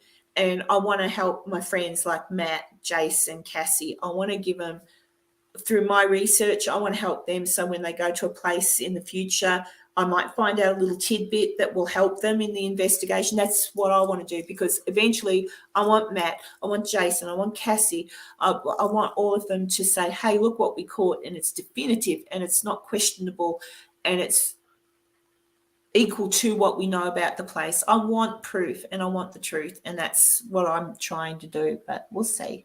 So I'll talk to you all next week anyway, maybe even this week. We'll see how I go. But I'll talk to you next week when I get back home to Australia, and I'll let you know how I went. Oh, thank you, Karen. That's awesome.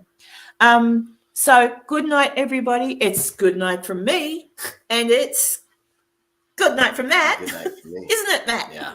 Good night, Matt. Yep. It's almost and good night, everybody. No, 1 hour from a minute.